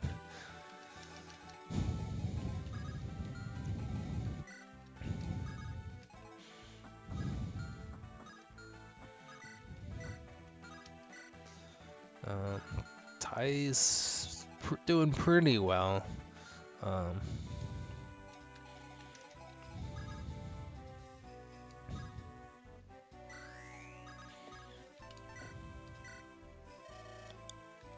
Just gonna...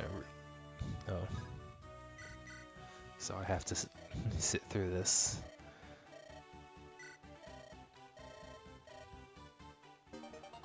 Hopefully she's a unit like Hugh in Fire Emblem 6 that you do have to give them gold to recruit them mercenary style, but Hugh's stats change depending on how much gold you gave him. If you agreed to his first bid, he had higher stats, and if you haggled him down, he had lower stats. But that's not the case. She's got really good offensive growths, but her bases are really low.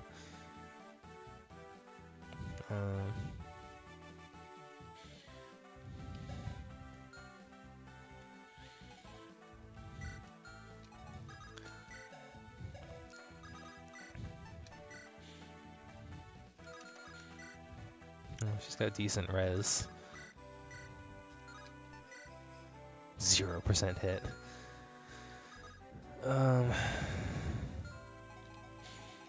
Yeah.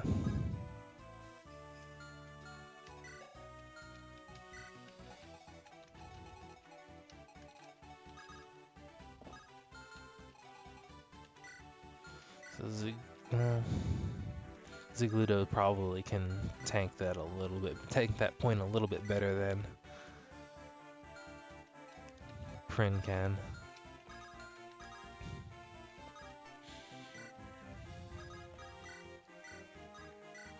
Oh, jeez. 23.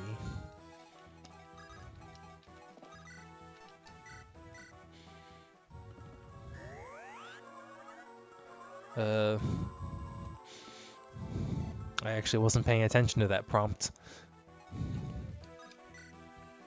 It did say that I acquired 10k. Okay. Good catch, thanks.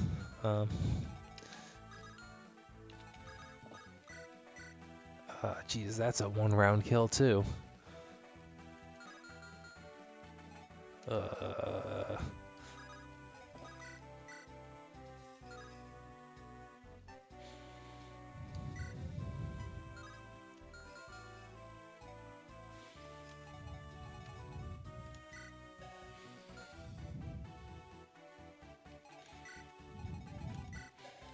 And if this recruit equips the Brave Lance, let's see, 6 con, 8.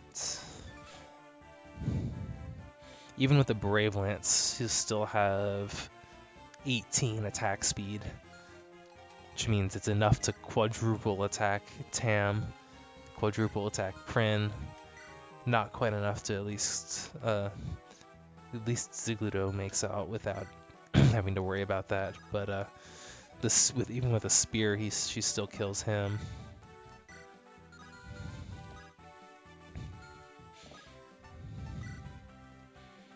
Not that I have any better choice options here.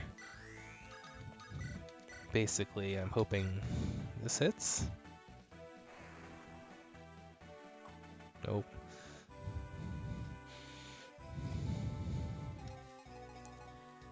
Well, someone's gonna die up here, probably multiple people.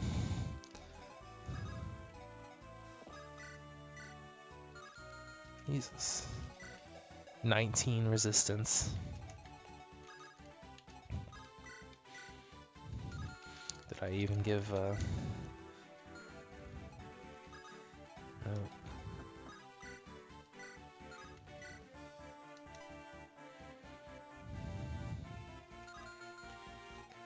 Alright, let's get a seal defense. I actually hit.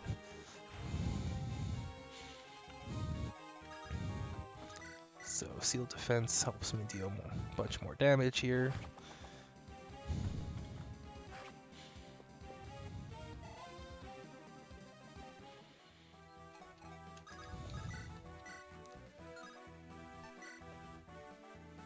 And this.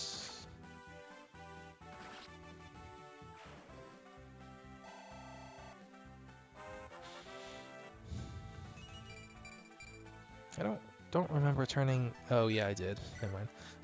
It's like I don't remember turning Anna's animations off, but I did for the boat chapter because she was just fighting incessantly.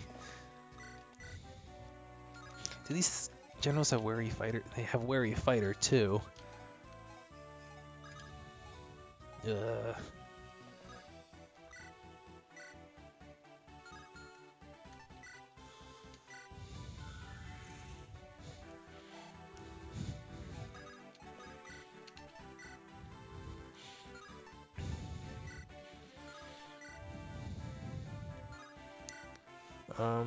Let's see, 2 Astras would be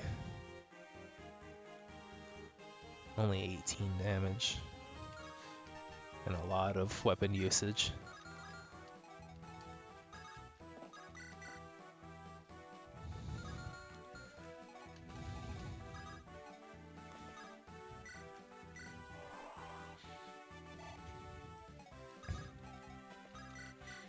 Oh, a Devil Axe.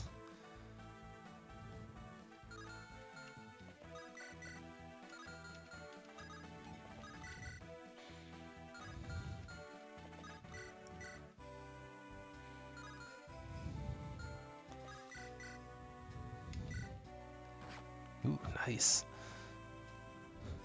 And stone can't kill. And I get him to waste a usage of it too. Of course, I don't. Well, I can get in and finish him off with the. No, I can't, because he's got 20 resistance.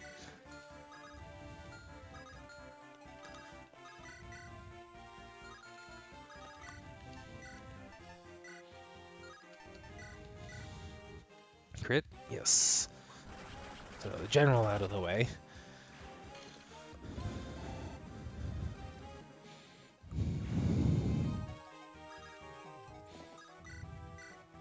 One.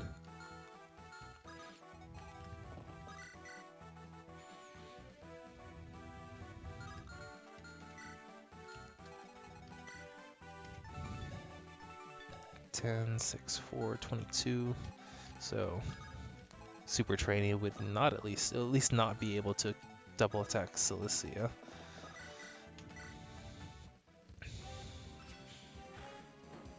Yeah. Okay, that helps some.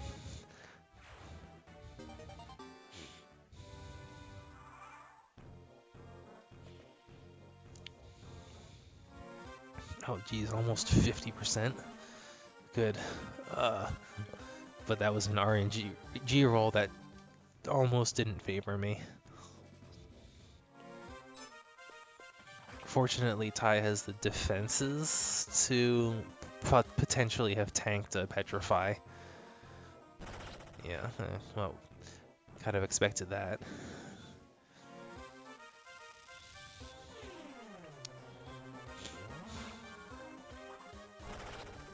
Well, that was unnecessary. Could have done that against the trainee and killed her.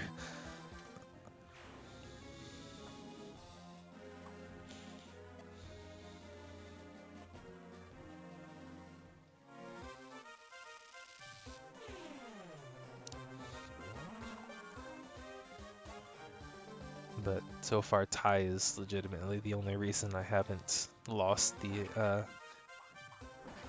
yep, there he goes.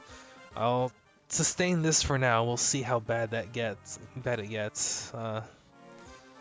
But because I can at least replace Zigludo. It's not fun, but I've got Nikita.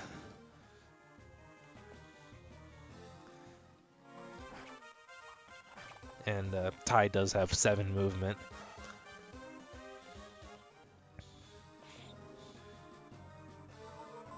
No, don't do that.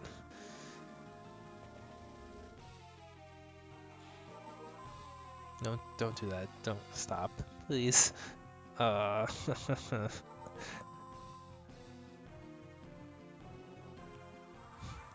Is that reinforcements too? That's what that camera pan usually means. These guys, I think. These more super trainees. With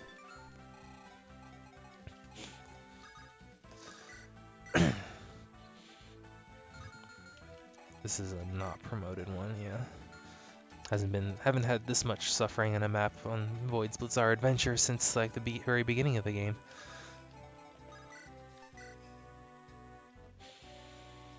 If he doesn't crit, I'll actually live through that. But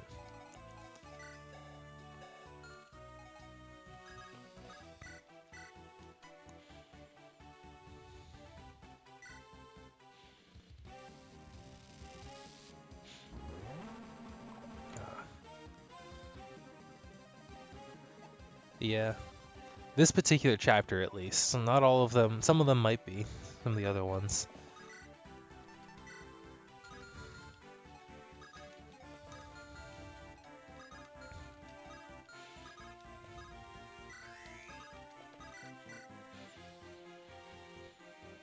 This is actually bordering on advantageous.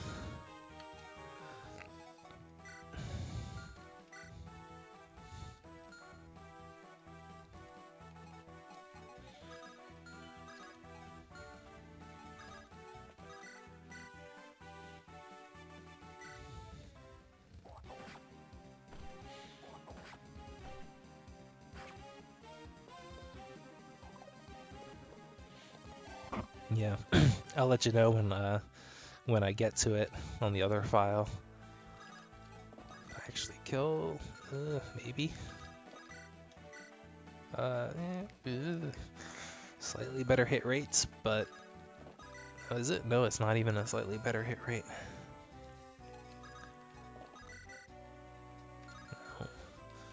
Probably the best thing would be to. I want to fly in, but there's an archer right here too. Steel bow. Suppose I could do a rescue thing.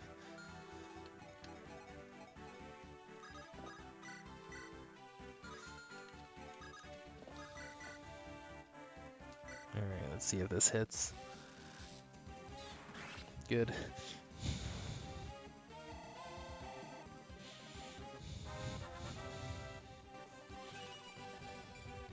More defense. Okay. I kind of regret buying a Brave Lance last chapter now.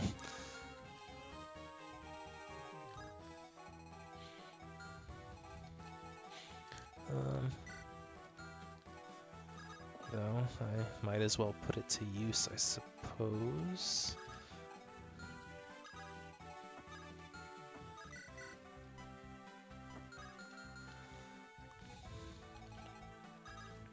I'd really like to be able to get Anna to take a shot at the shaman or the druid here.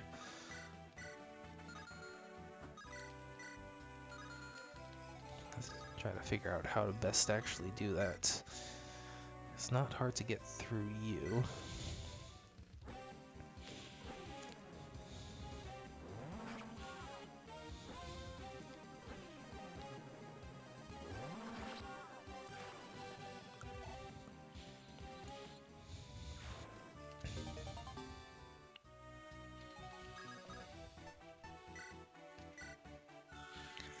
There's some potential for lunge shenanigans there.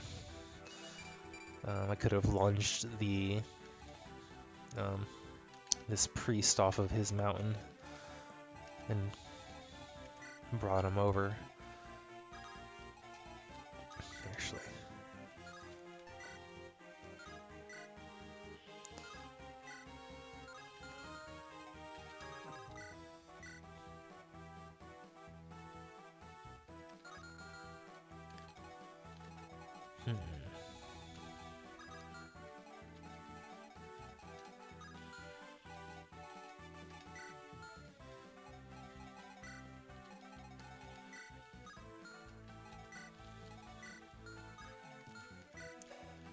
so you probably can kill.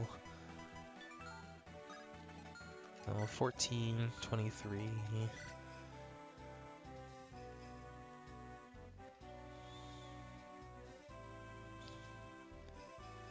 13 minus 6. Oh, maybe not.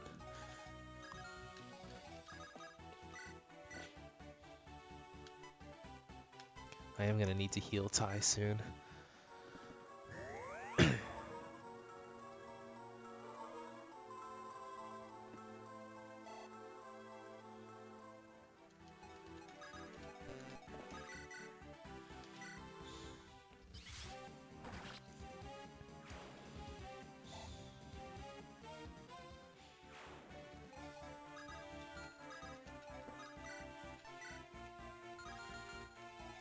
Oh, jeez, he's on a mountain.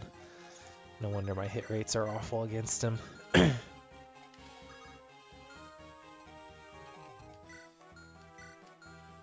Oh, since there's a mountain there, I probably am not going to be able to get Anna around either.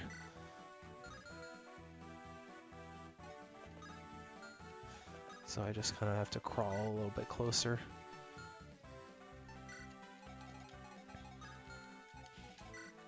So you got 13, you've got 11.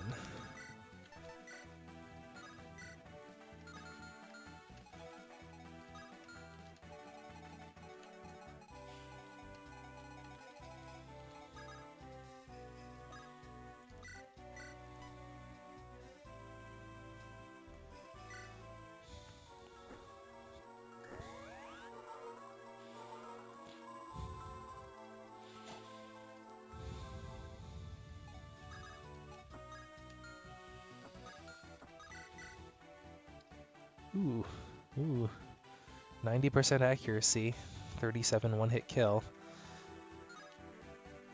That's, yeah, drops down to 70. I just want to get rid of stone. As I described earlier, stone's probably the quickest thing that's gonna get land someone in the grave, besides these super tradies. Let's see. He does 16 damage with a javelin. That's more than double that one might.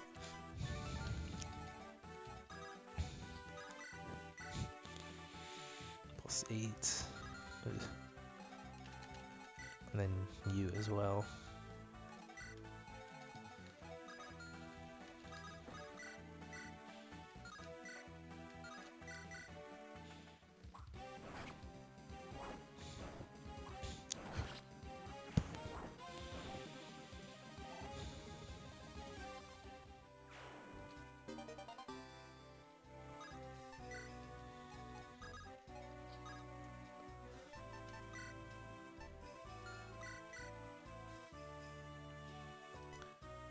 So, was 24 and 7. Oh, I should survive that.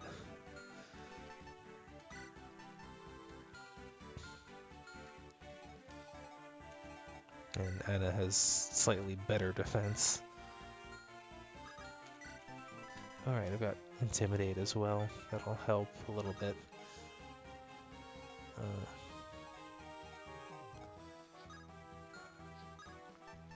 Let's actually do this. Since that trainee has a javelin, she wants to attack when she can't be counterattacked. So that should hopefully move her off of the mountain unless she goes for tie, at which point she hopefully shouldn't be doing much damage. And so that's okay. And we start dealing with the bolting, but fortunately Ty's got great resistance too. Because seriously, Ty is carrying this map.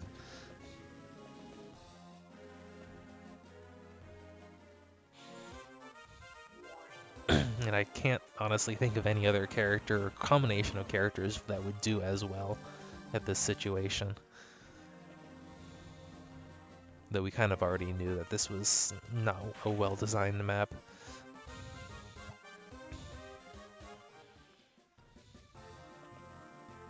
It moved off the mountain for me. Forest is better than mountain. It's still not great, but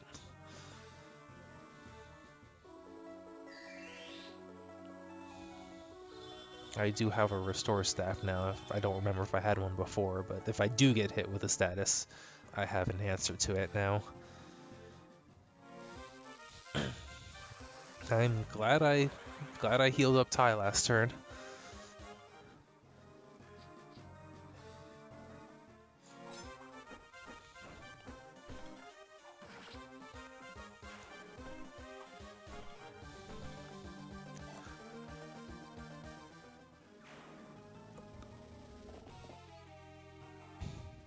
Oh yeah, only 2 damage. Not even twice. I think that's a female ranger too. Oh boy, more reinforcements.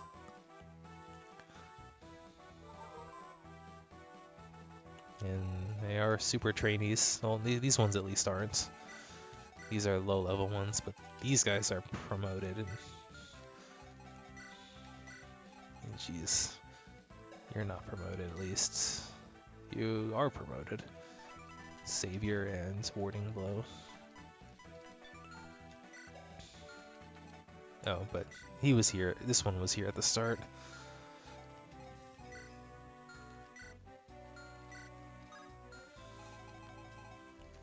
If I can get Ty up here, then I can stem this flow of reinforcements. These 3 don't move. But with the longbows, they probably can't hurt Ty either. Oh, I see a... Oh, just a killer axe, okay. Man,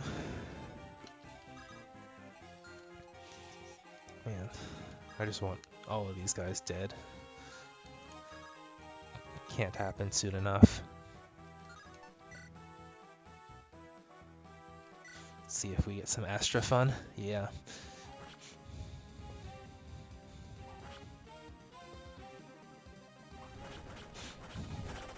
This is what it's like to have a Swordmaster in Fire Emblem 4.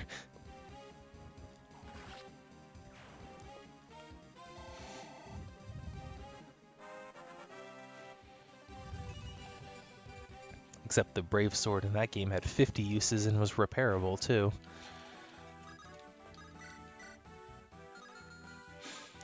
I need to start doing something with you. This is actually advantageous enough.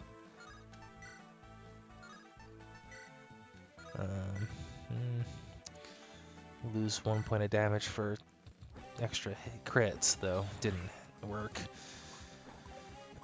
Arv's Lancebreaker helping keep her safe here.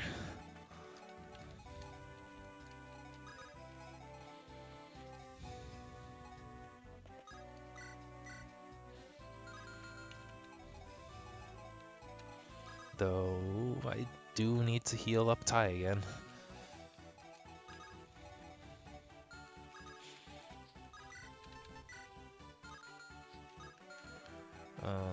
Let's see, I just have bolting to worry about there, right?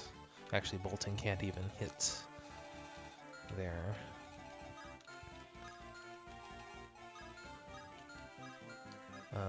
Oh, this guy can though.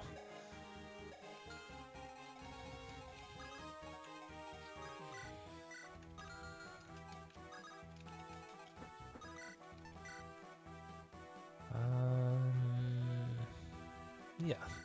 Axe Reaver takes care of those two journeymen. I'm out of range of the Falcon Knight. I am out of range of bolting.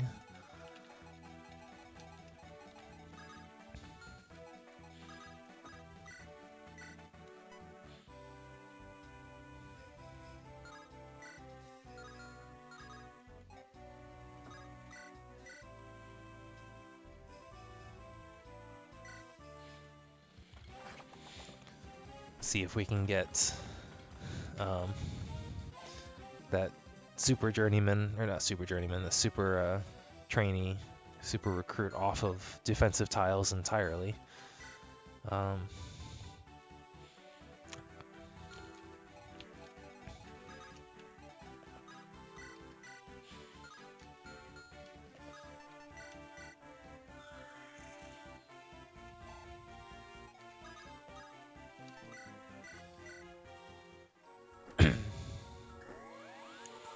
Brave Sword isn't too bad off yet.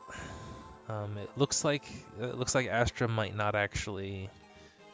I don't remember. As I say, it might not actually reduce the durability, but for every hit. But it might also. Oh, just the one journeyman moves. Okay, that makes things even easier.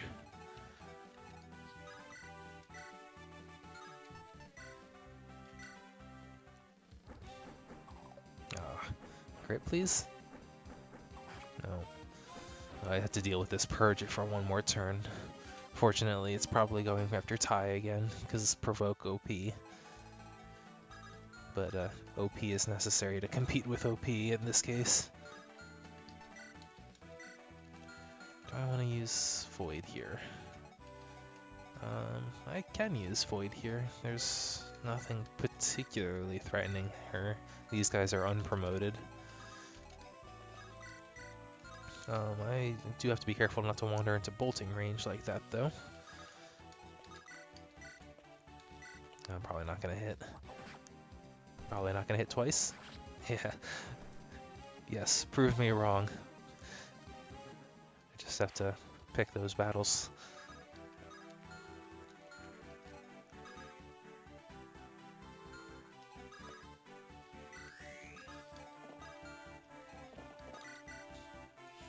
I need more.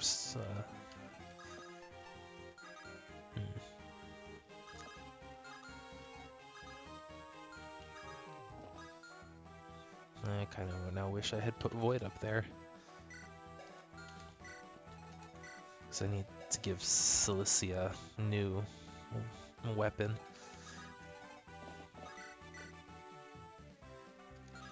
But I still want to use Void to attack here. I can't do both. Oh well. With the fort defense and a Void, she'll be fine for one turn, even without a weapon.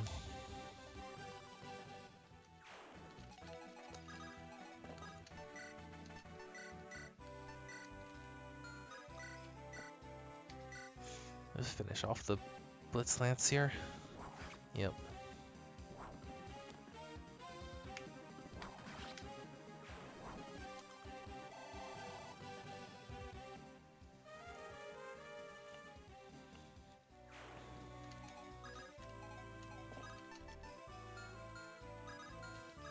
Suppose I could get real fancy if I wanted.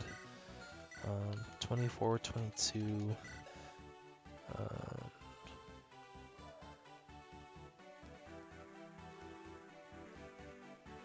24, 13 is 11.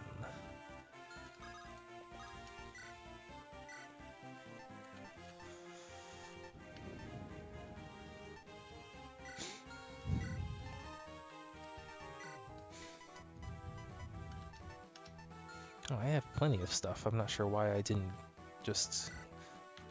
I should have equipped Cilicia better at the start of the chapter.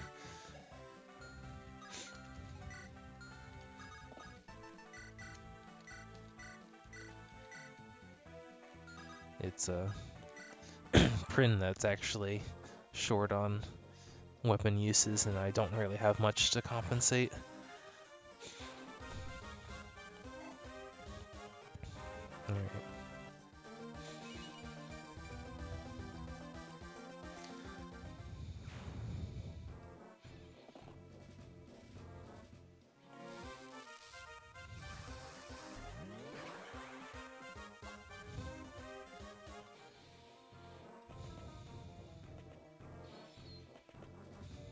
Alright.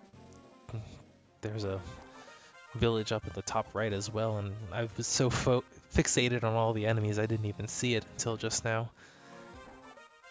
But yeah, it's being threatened by brigands, which it should be. That's good. This chapter wasn't well balanced around hard mode, and the enemy density was way too high, but it does do some things right. The siege weapons are good to have. They're a little too abundant here, but I think this has more of a solid foundation for a good chapter than some of the past ones, especially more recently. So at least there's that. As I said earlier when we started, the enemy trainees classes are interesting. I just like seeing the variety.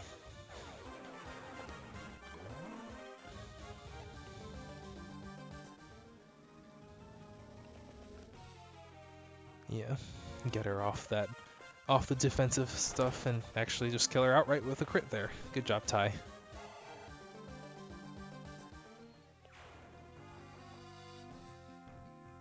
Oh man, that seemed like more reinforcements than before. Yeah, because they're pupils now. Hellfire. Are these still super pupils? These are still super pupils too. Great. At least they're not spawning reinforcements with siege tomes. That would be unnecessary. All kinds of unnecessary.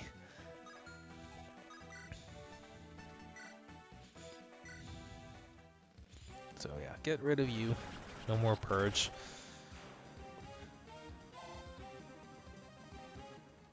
Can I reach the bolting anytime soon? Can I reach the bolting before it uses itself up? Maybe with a warp, but I'm not in a good position to do that either. Am I?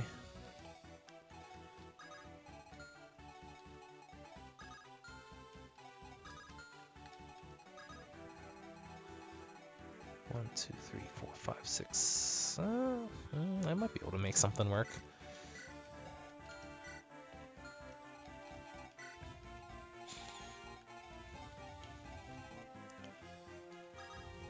I definitely want to do this to plug up this hole. Oh, yeah, great. A stealable talisman that I didn't quite realize I needed to steal. Did I have the deployment space for a thief anyway? Good question. Oh well.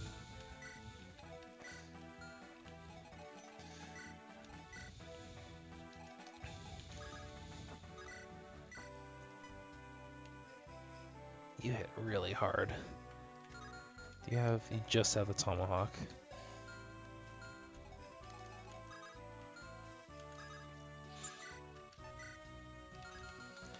Wow. What is 20 skill as well? And well, let's say I know she doesn't have fantastic avoid, but getting 50 accuracy, 51% accuracy after weapon triangle disadvantage is pretty impressive.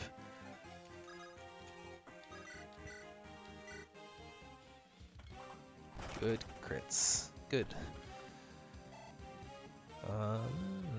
Hmm.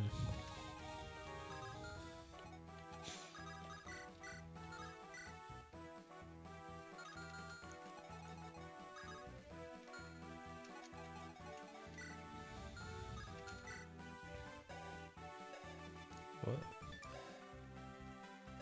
So I'm not sure why this enemy has no avoid at all.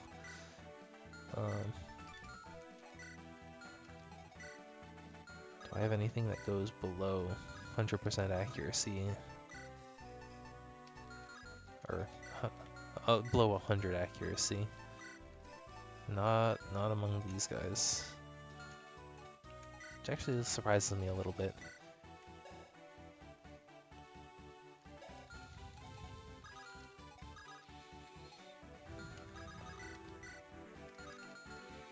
Yeah, hand axe.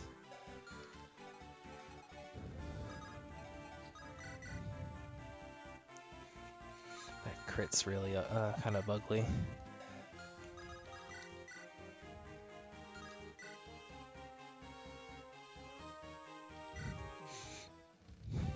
Hope both of these hit.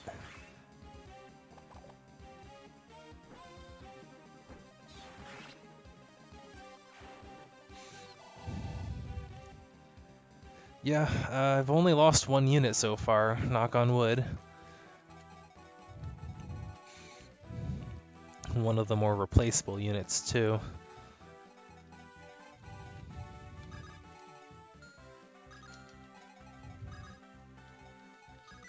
So I actually do have the...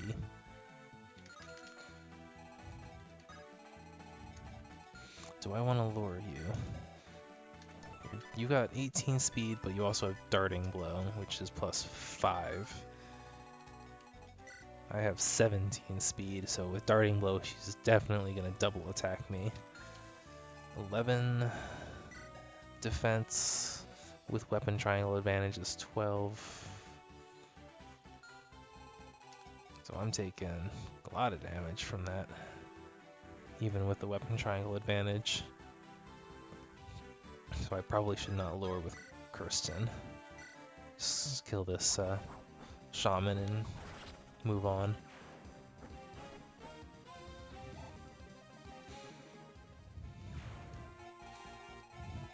2, 3, 4, 5, 6, 7, 8.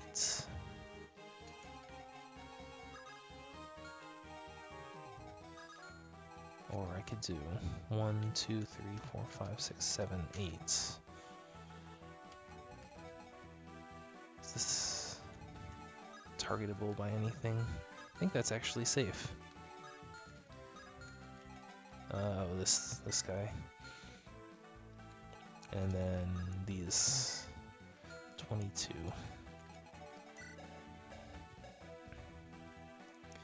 7, 9, 17. So I'm still gonna get doubled by that Falcon Knight. Hang on.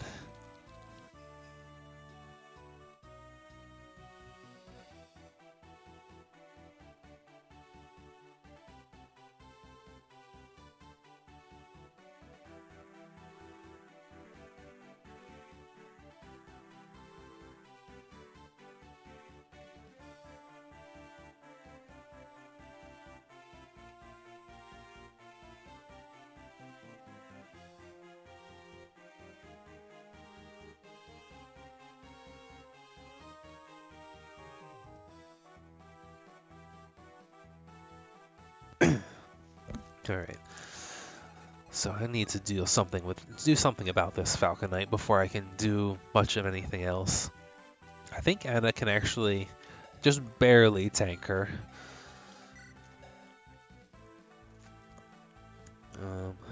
She's gonna get doubled, but Anna has better defensive specs, just barely, than Kirsten. So 13, 14 means I'm gonna take 16 damage twice. 32, plus I have enough luck to not be criticaled. And out of range of the bolting. The two snipers don't move.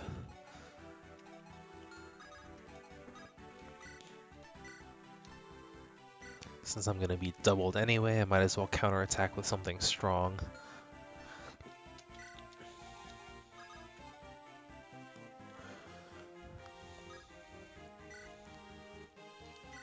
And then I'm going to move Kirsten into a position where I can hopefully move on the bolting user before in the next turn.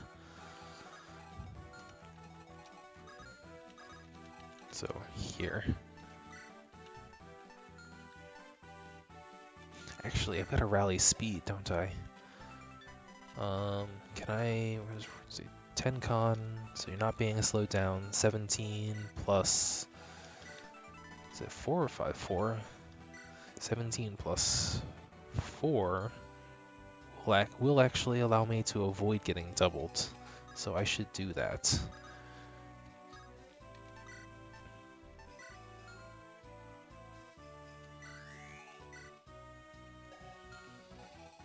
So then I have this mess to deal with, which,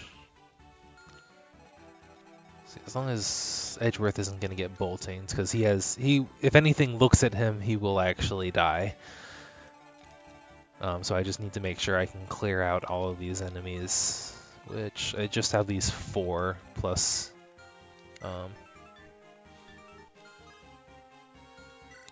this guy, which I probably shouldn't neglect, because if he switches to Luna, he can actually kill Edgeworth, even though Eclipse can't.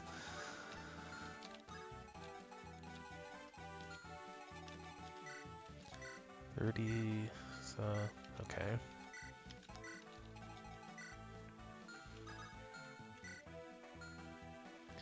Florina won't do a lot of damage, but she does have Savage Blow. Does Savage Blow work with stone too? I wonder.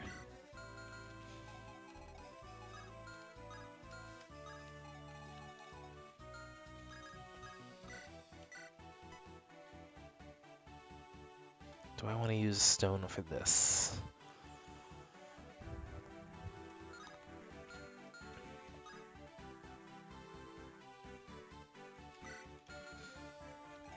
Let me see if I can make sure I can kill all of them otherwise, even without it. 15 plus 2, 17. Yeah, okay. She can kill with a Thunder. Prin can kill. And Void should have no problem killing either, so okay. Should be able to do this.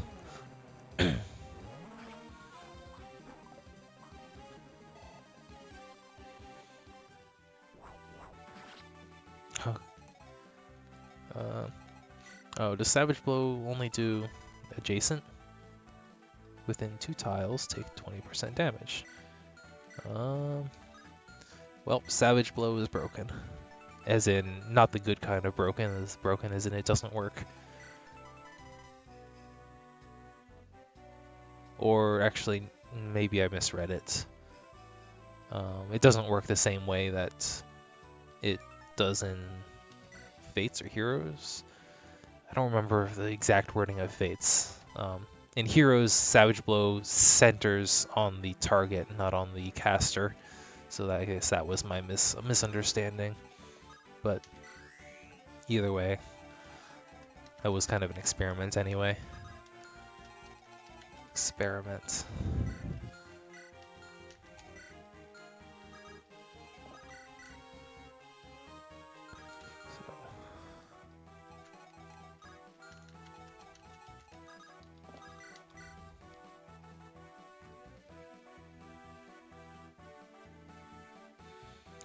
I could alternatively also just wall off here, because I have 5 enemies to kill and only 4 key people to do it with.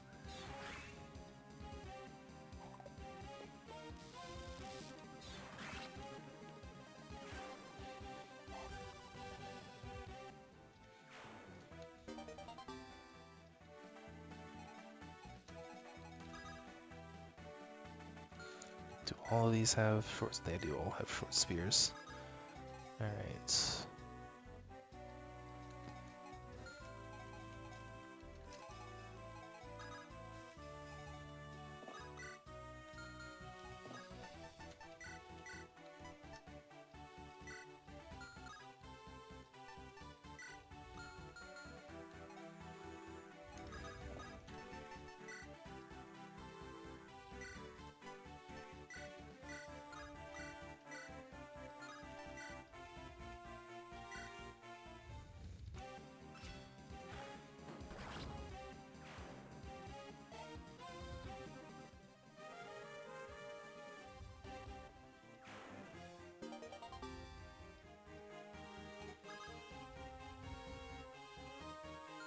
So if I do that, I can protect Edgeworth.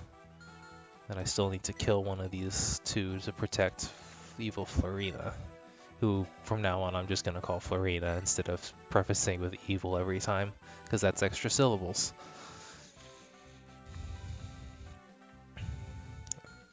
12, or 14 and 15.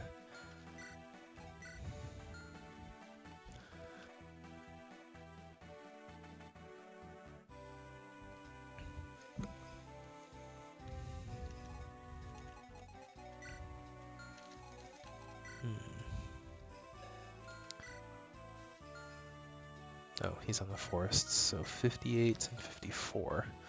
So Tam is actually the better option here. Actually, I can do this and make it even a little bit even more defensive.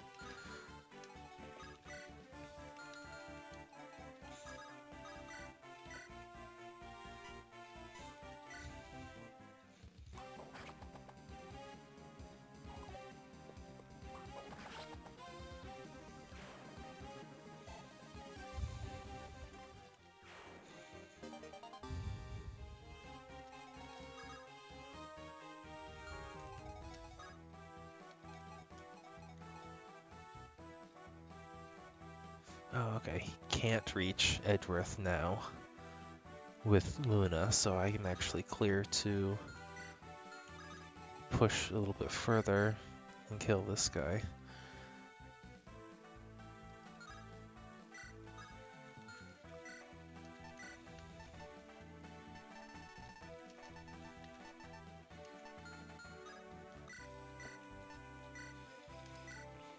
So by doing that attack order and canceling out, I actually equipped the other short spear behind this one.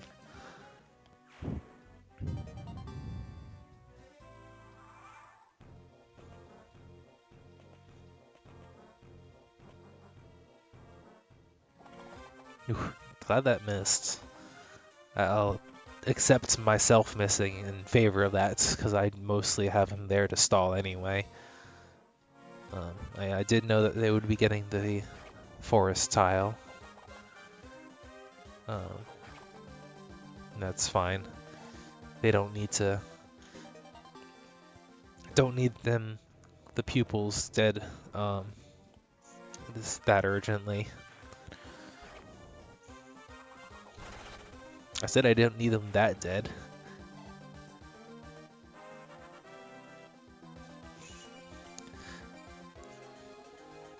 That was a good level up. He needs more speed, but those are also valuable specs for him. Let's see, there's 2 more shots of bolting after this. Oh, he moved.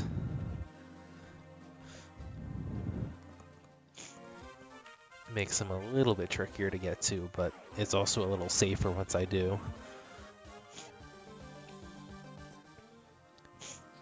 Yeah, there's the one that I need. Yeah, 16 damage. 53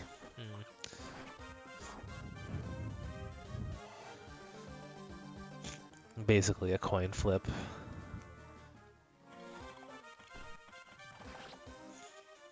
So long, Talisman. I'm not sure I really needed you anyway. Yeah, take your longbow pot shots.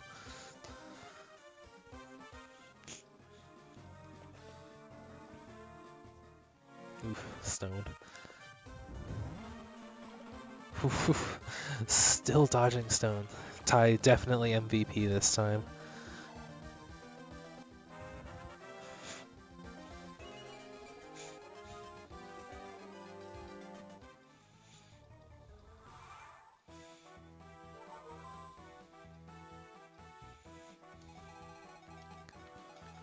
All right.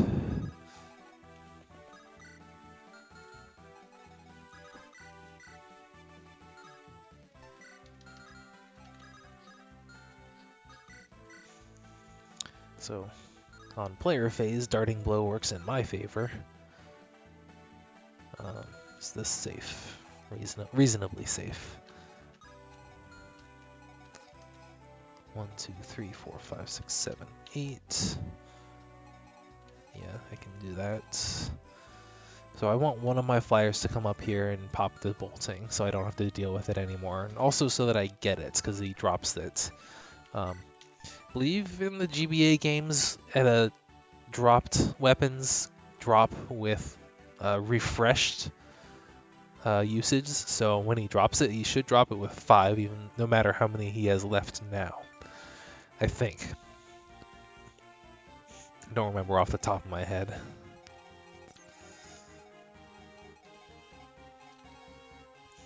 But I do need to make sure this Falcon Knight dies. And should probably visit the village.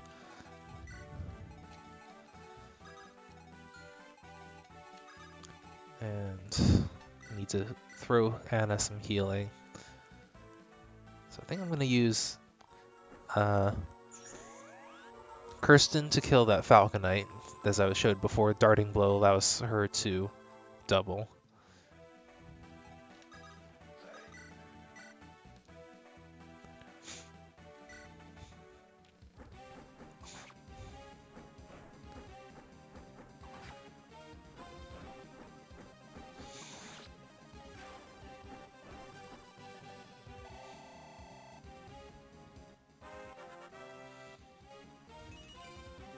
Ugh, got a gross level up.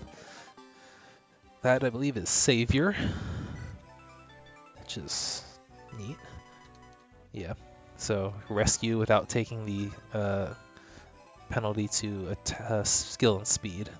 The penalty is half, usually. See, I need to be here.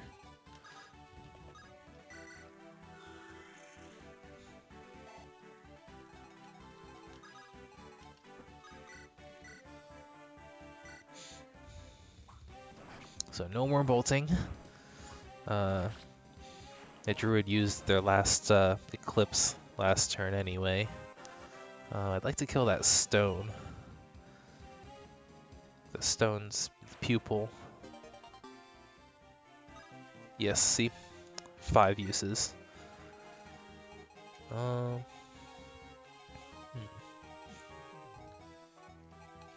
That's a longbow's reach. Could throw. I don't have great accuracy here. It's mostly favorable, but not guaranteed, and that's kind of dangerous.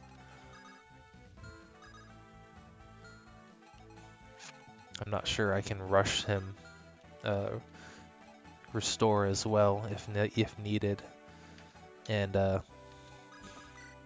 16, 15 damage crit would be quite threatening. It wouldn't kill him. 15 is 45, so it wouldn't kill him outright. But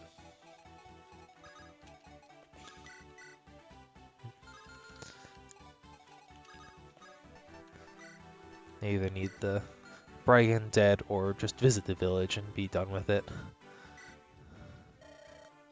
You'll want this for later. Okay.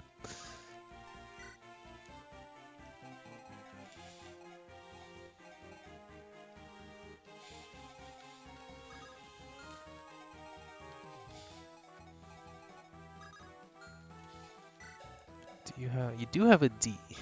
Do I have a longbow in inventory? Do I have anyone who can check?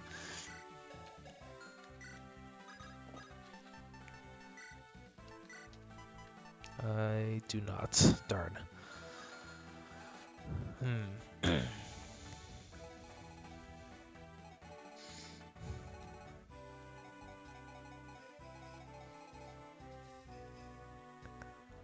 I could bolting him. I think that's probably the best thing for me to do here.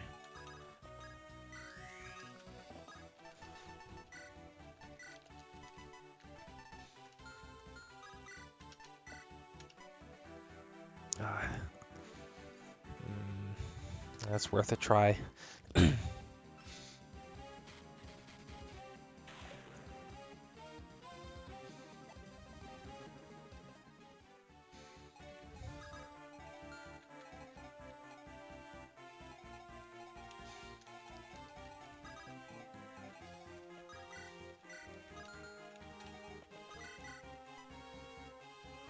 27, huh?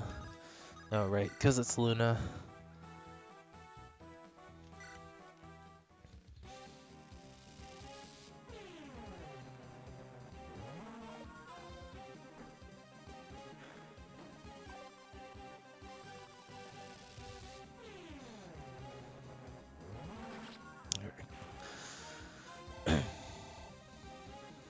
So Evil Florina here would be considered an est, actually. Yeah, I feel another sneeze coming on.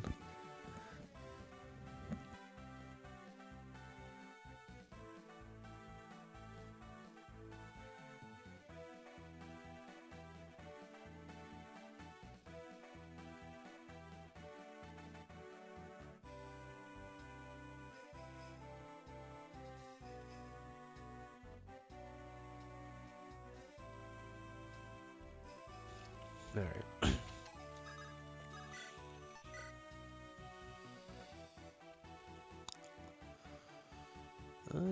This is pretty good. Oh, she was on a forest tile, that's why my hit rate was a bit shaky. See, I know you can shoot. Can you do... probably not much.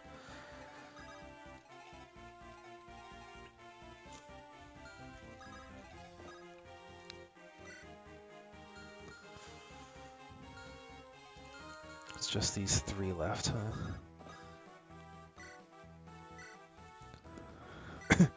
Where does this should go down, right? Yeah.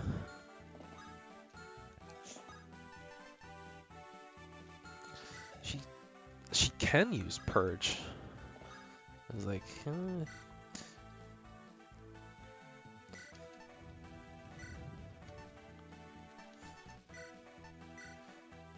I don't have Purge. Never mind. Actually, I was gonna get a Restore Staff, just in case.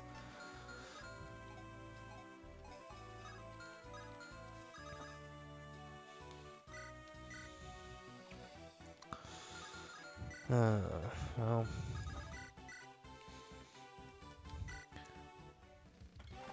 Good. It's what I've been trying to do, but this was the riskiest situation for me to attempt it. But that was my last last bet, and it fortunately 78 is shaky.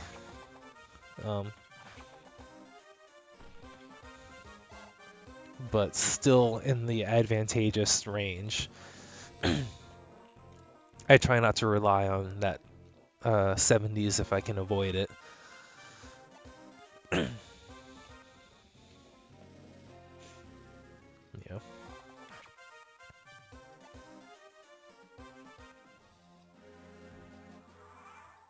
Looks like the reinforcements stopped showing up. That's good.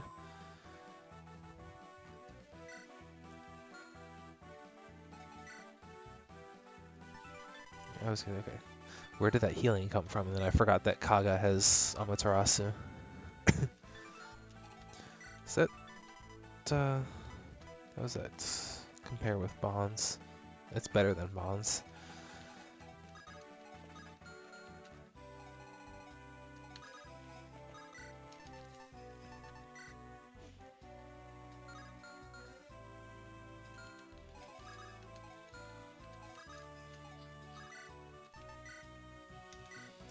Ooh, she can actually kill with the Iron Sword. She does have good strength, so there is that. Darting Blow helps compensate for her low speed growth. Yeah, I mostly wanted to do this. Throw light brands attacks. Okay. That might actually get me a kill then. Maybe. Nope. We're just short. That's okay.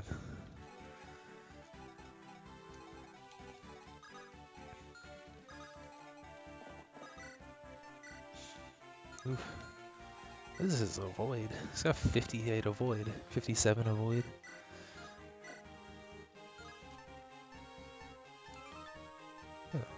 I thought there. Excuse me.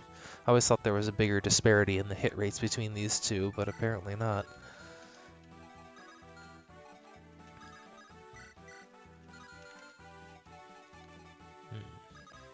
Honestly, the most reliable thing is to keep throwing light brand attacks here. Okay, that's good. I can kind of inch forward here. And Ty gets to benefit from a forest tile now. I do need to get him another hand axe though.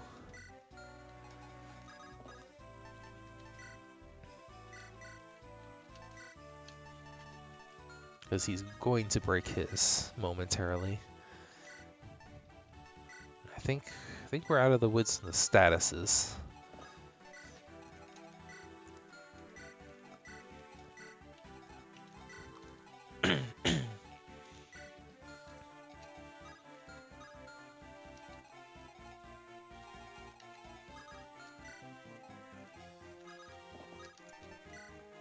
So you have you okay.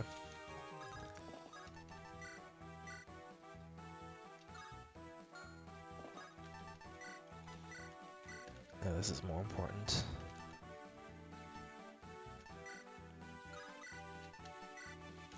Throw him some heals.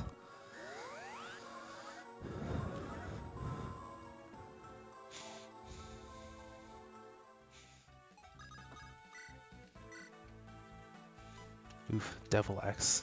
Though, against Ty's defense, even the Devil Axe isn't really doing a whole lot. Let's start working on these snipers.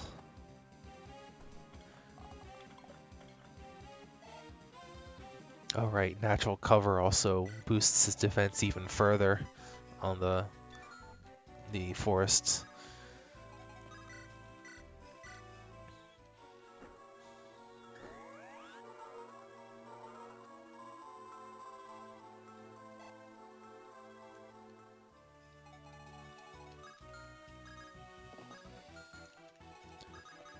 Alright, what does this village have? You'll want this for later. Okay.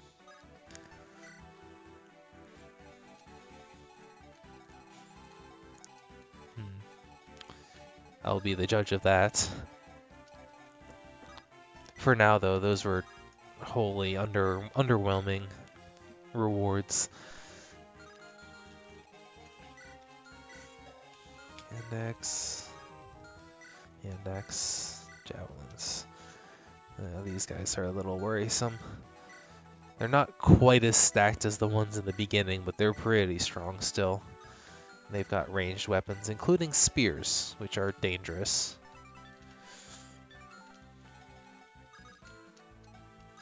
So I hesitate to give them an opportunity to pick at me.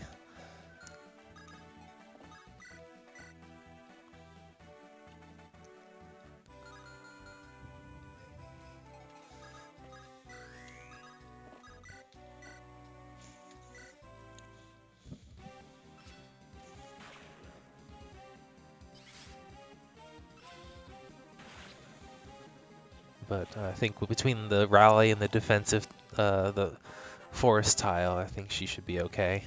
She's got good speed. She's not being slowed down. See, 20, yeah, especially with the rally, she's not going to be in danger of being doubled by any of these.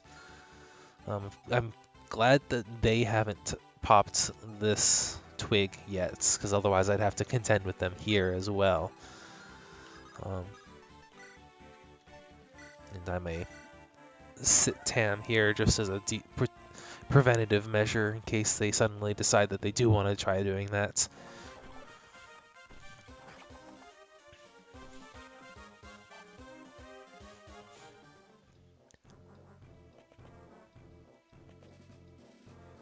Yeah, I was expecting some of them to start throwing stuff at Cilicia. The journeymen aren't promoted, so they're not really any threat.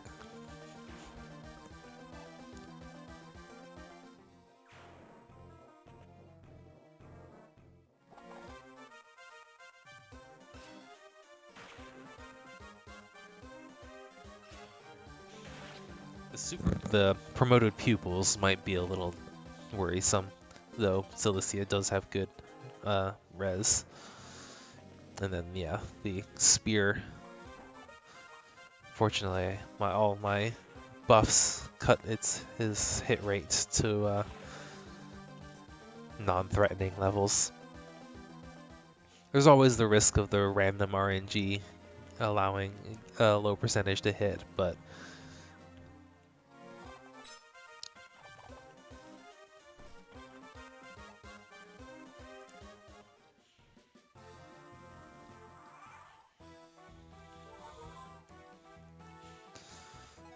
alright, the worst of this chapter should be over.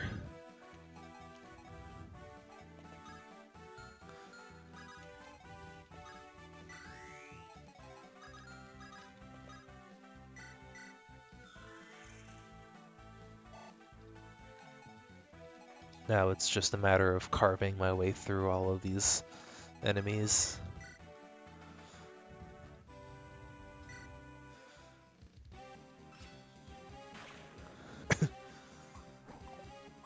Still can't kill.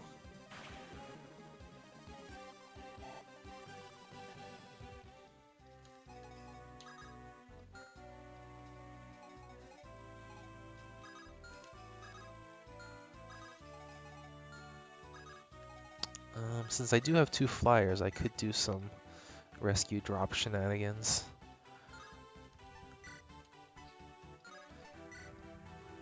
Let's see, 86, 72.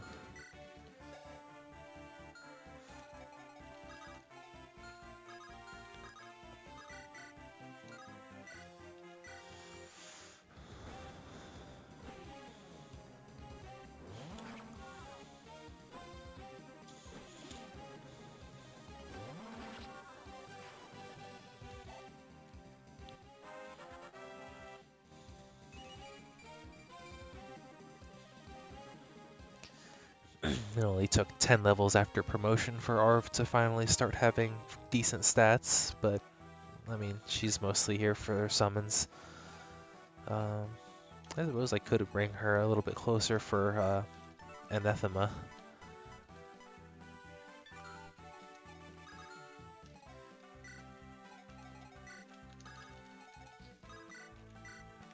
Actually, I should make sure Anna can rescue. Yes, she can rescue Kirsten.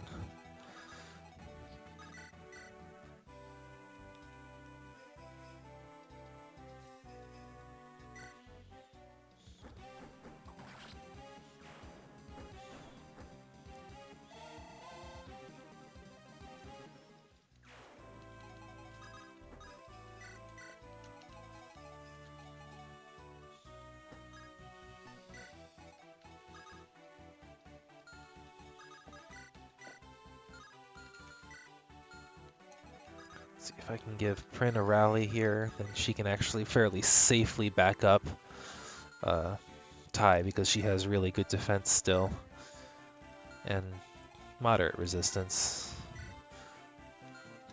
But the rally really helps keep her outside of double attack range for most of the enemies. Most, not all. Some of these guys actually still. As usual, the super trainees. Let's see. 6 con, 4. Okay, so you can't. So, okay, yeah. Because of the weapon weights on the javelin and the spear, it protects Print from double attack from them as well.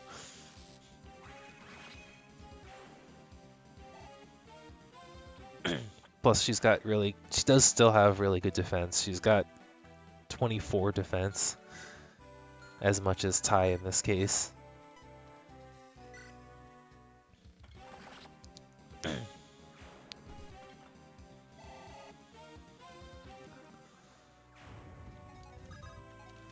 What turn is it?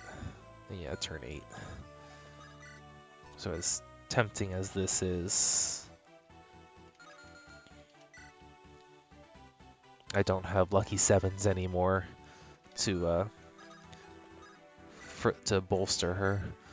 So this will turn around and be 35 and 45% hit rates on the enemy on the enemy phase because I lose Duelist Blow. So there's that.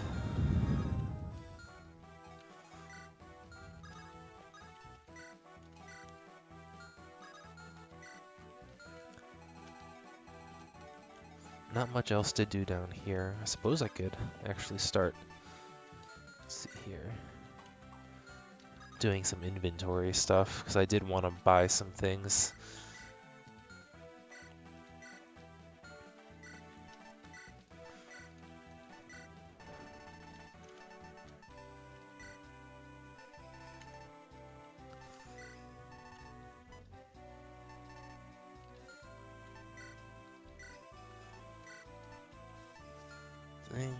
Well, since I might actually, I'm not sure if I'll use Florina or not. I don't want to necessarily get rid of that. Luna's really lost a lot of its usefulness. I don't mind selling it here. Definitely want the Fortify. Definitely want another Nosferatu. Oh, right. I forgot that I gained 10k instead of losing 10k.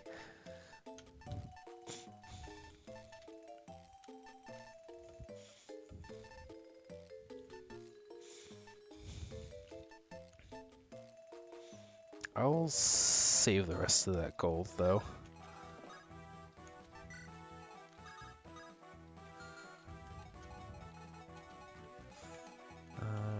I kind of wish I had taken Tam and dropped off Kirsten so I could use her next turn, but okay.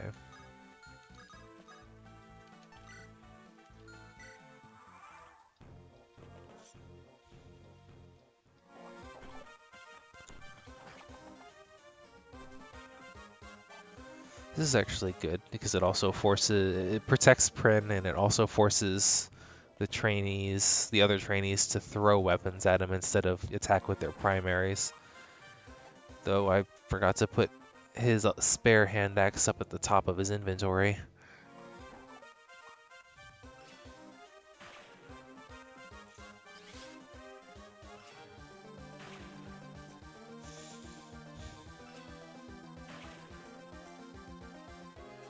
Couldn't get lucky enough to activate Adept again. Oh well, that's alright.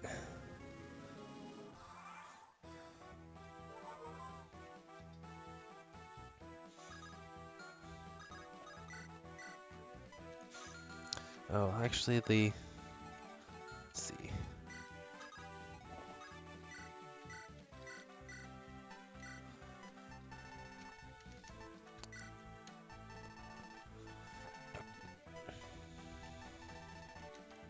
the armory here did have a light brand, and I wanted that, another one of those.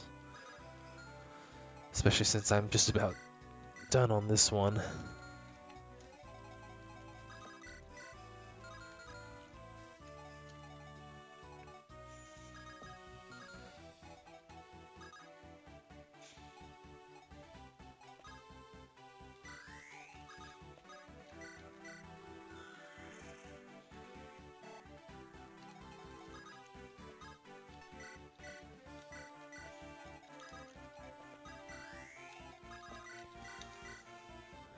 Keep Cilicia buffed.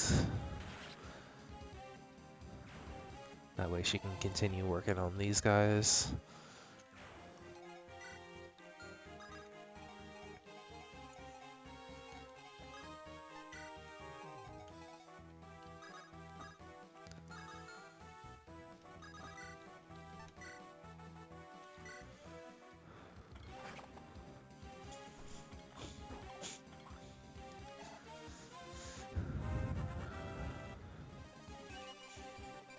Good, he needs more skill. Helps him land these important hits.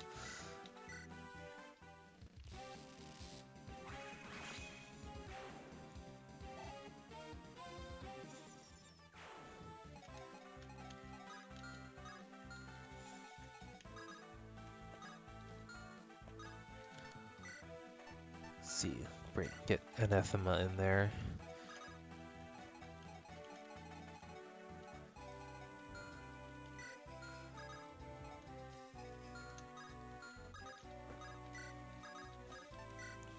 Now it's just kind of waiting them out. Oh, he's got a vulnerary. Okay. Almost a one-hit kill there.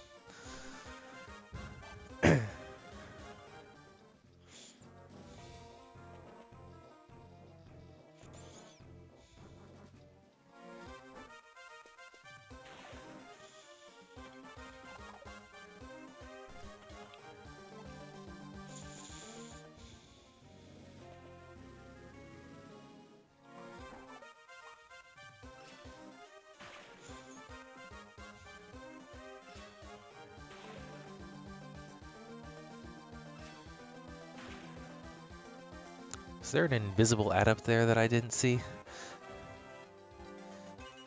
Or a visible one that I just missed? Oh well. I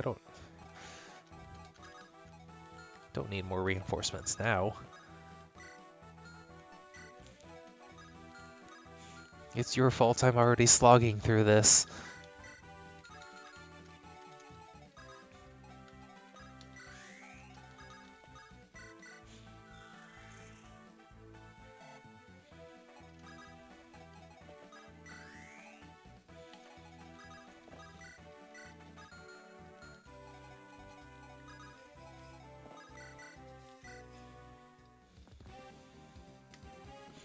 Yeah, might have been the flash didn't happen. I'll still take it, but...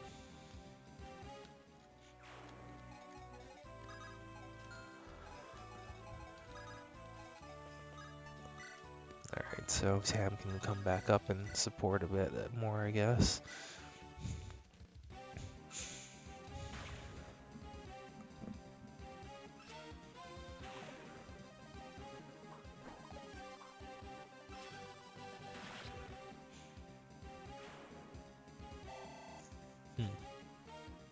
Another one, I think.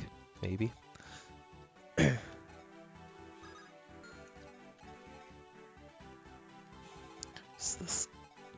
Is this cleared enough for me to advance? Is the big question here.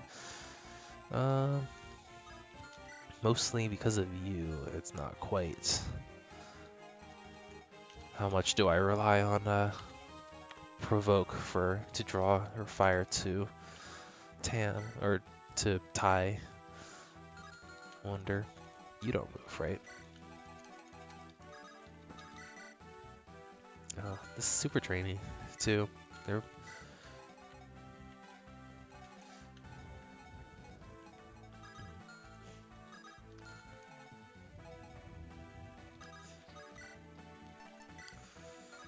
Could use Hero's hit and run skill here.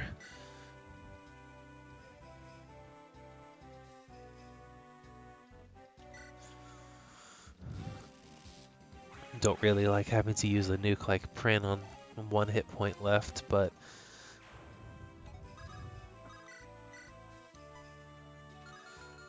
I'm probably better off just staying put still.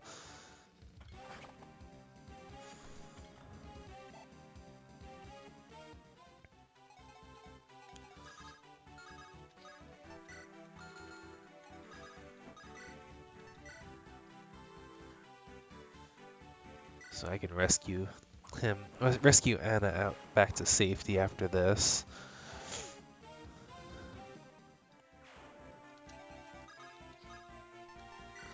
Let's not accidentally rally.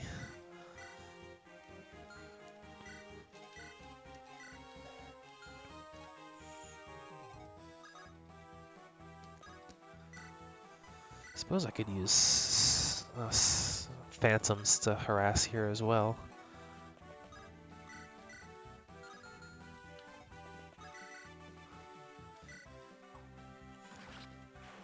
So this guy should be one hit killed by Ty if Ty can hit him.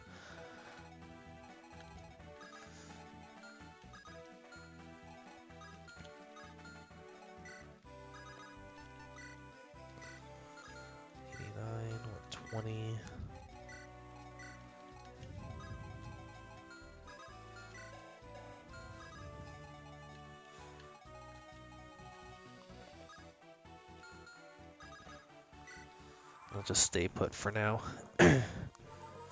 Okay.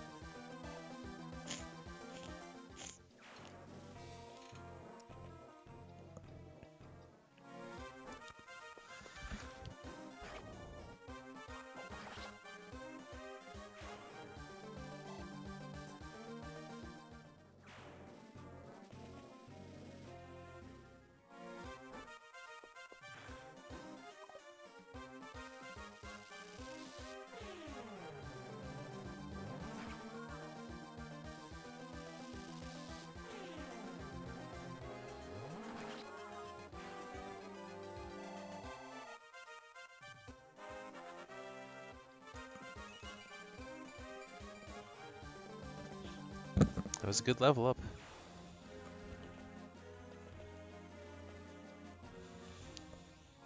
Oh, not a one-hit kill.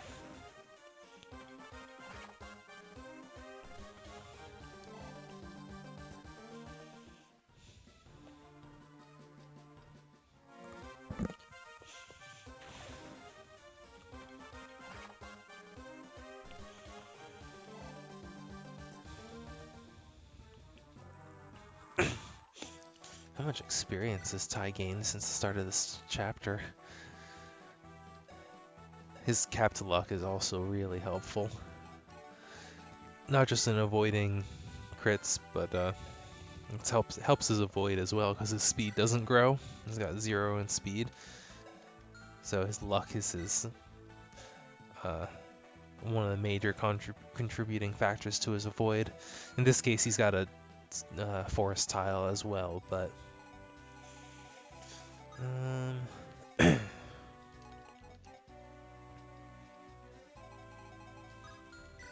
this Brave Bow is a little worrisome too. It's like, you know, he doesn't hit that hard, but it is still a Brave Bow, so anything he attacks me, anyone he attacks is going to still attack twice.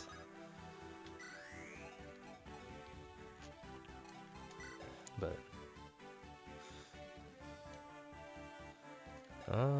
this is Savior being broken, actually. Unless there was a command for Savior that I just missed. Which might be the case. 1, 2... I can't really justify pushing forward anymore still. Just not worth the risk, especially coming this far.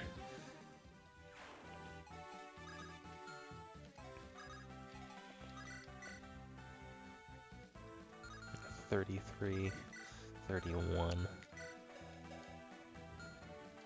How much damage? 19, yeah, that's enough to kill.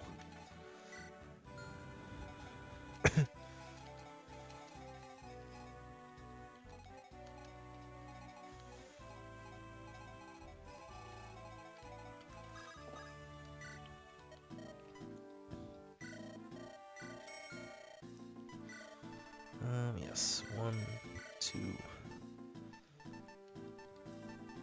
Any more silver stuff?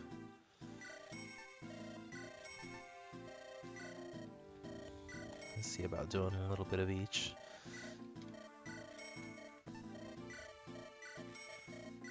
So I've got mostly short spears, so I don't actually have many javelins, if any. I think that's good. Spent a little bit more than I was originally planning, but that's okay. It's fine.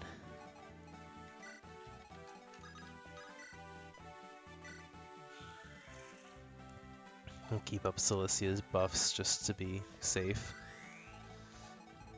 And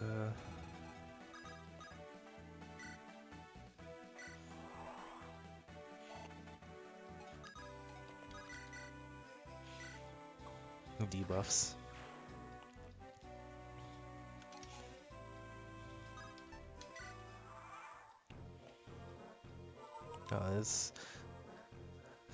That enemy recruit was determined to drink all of their vulnerary.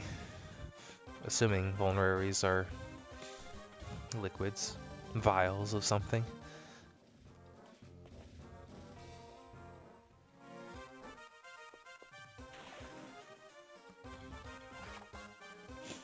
I probably for a long time pictured them as like a satchel of like medical stuff or something. But I do think vulneraries were like kind of more potion-y apothecary things. Historically, at least. Great. More super trainees. I gotta break into them at some point. I've kind of cleared the front so that I can at least move Tai up this turn.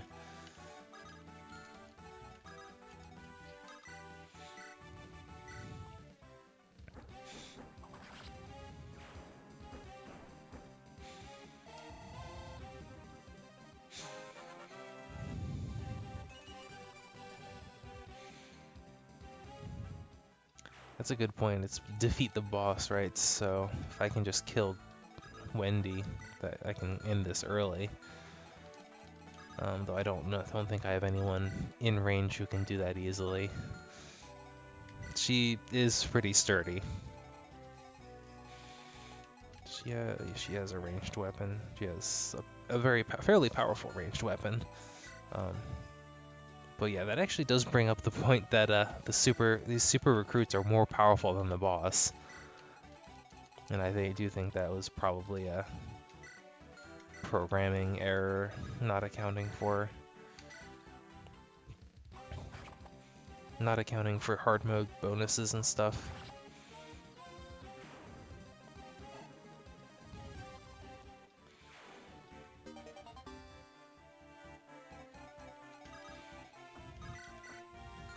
Does she have any? No, she doesn't have any anti-armor stuff, so I could start harassing her like just with Tai. Tai can actually negate the Killer Axe's inherent crit, so she just has the 8 from her skill.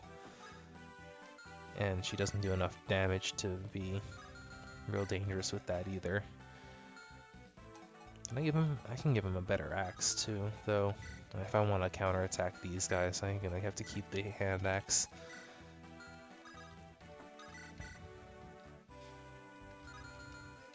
Let me give him buffs and then send him in.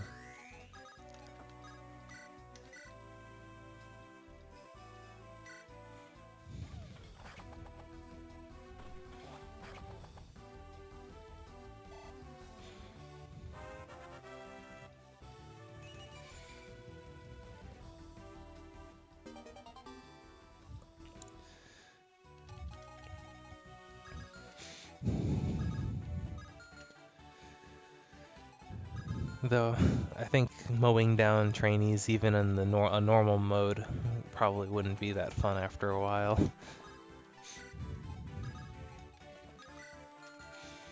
Is that reasonably safe? Maybe not. But I can do.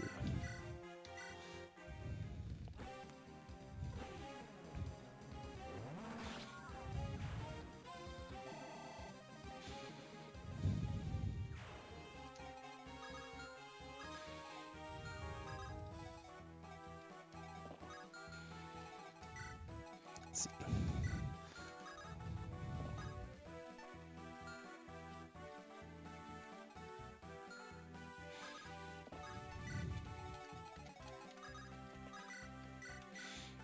Oh, she doesn't have enough power to actually break that.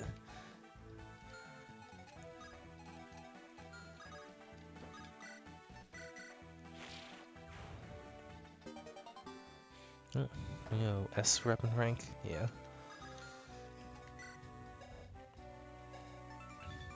12-4, okay.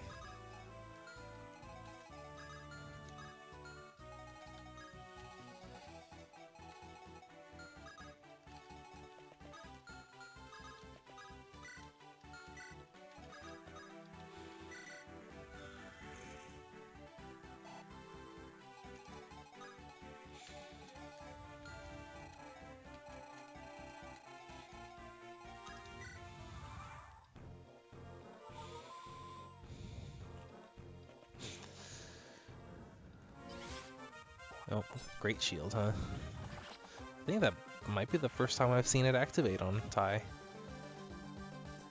But yeah.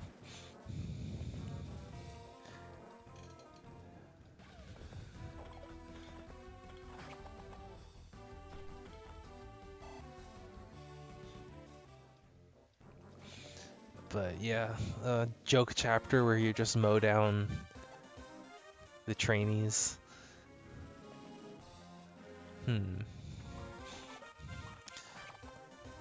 But then on hard mode, it just everything goes horribly wrong.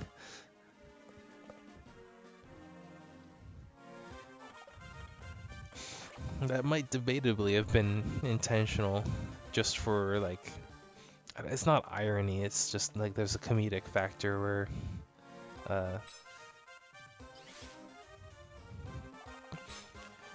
this was supposed to be easy and suddenly it's super challenging. I guess there's some degree of irony in the contrary to expectations. Almost done though.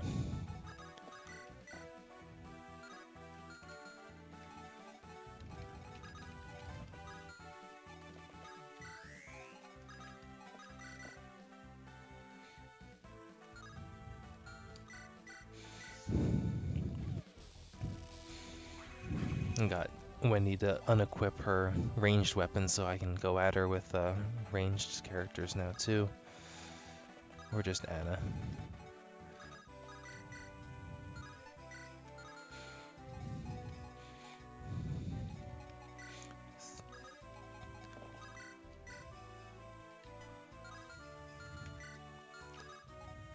Let me see, can I use...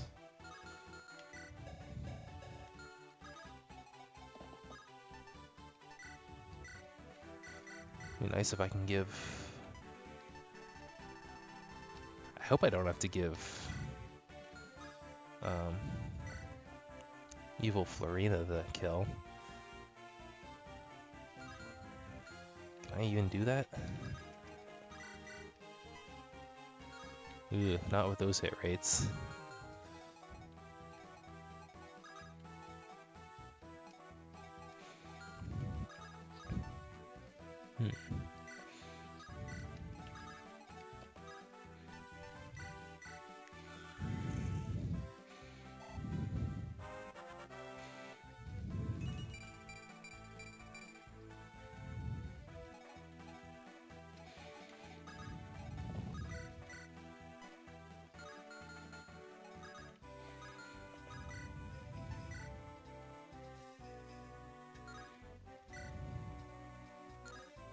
$77 to $72.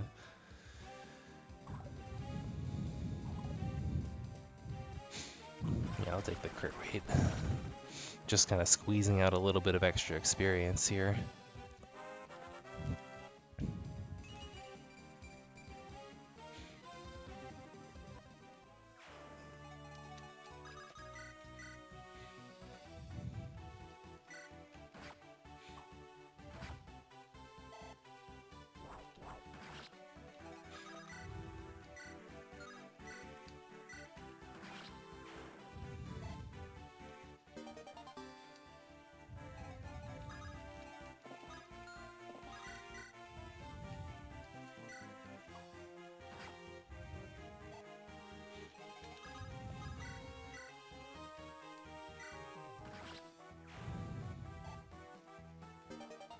Yeah, and that's useful. That lets her use the legendary tome now.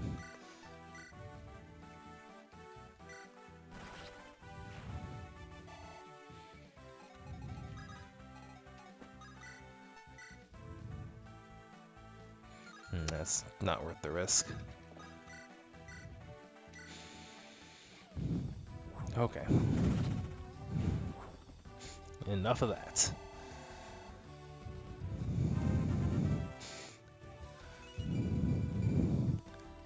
One unfortunate fatality, but I can live with that.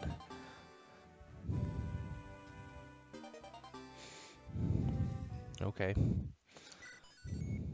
Shrine of Meals. So, as usual, we're gonna take a quick look at the...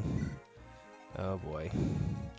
Fog of War. I think I might have been lucky to have not had to deal with it. Well, actually, no, there was a chapter earlier that had it. So there's not much to say about it, actually. This map.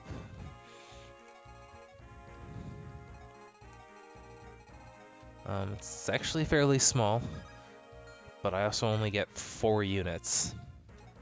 Gross. Anyway, that'll be next week.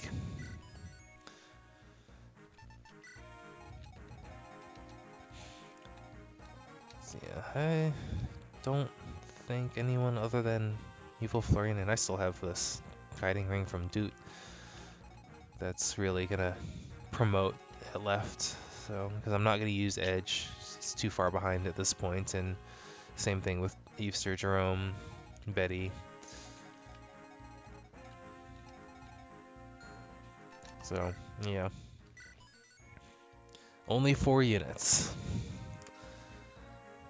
I've seen chapters like this before. That does kind of explain why the map itself is so small.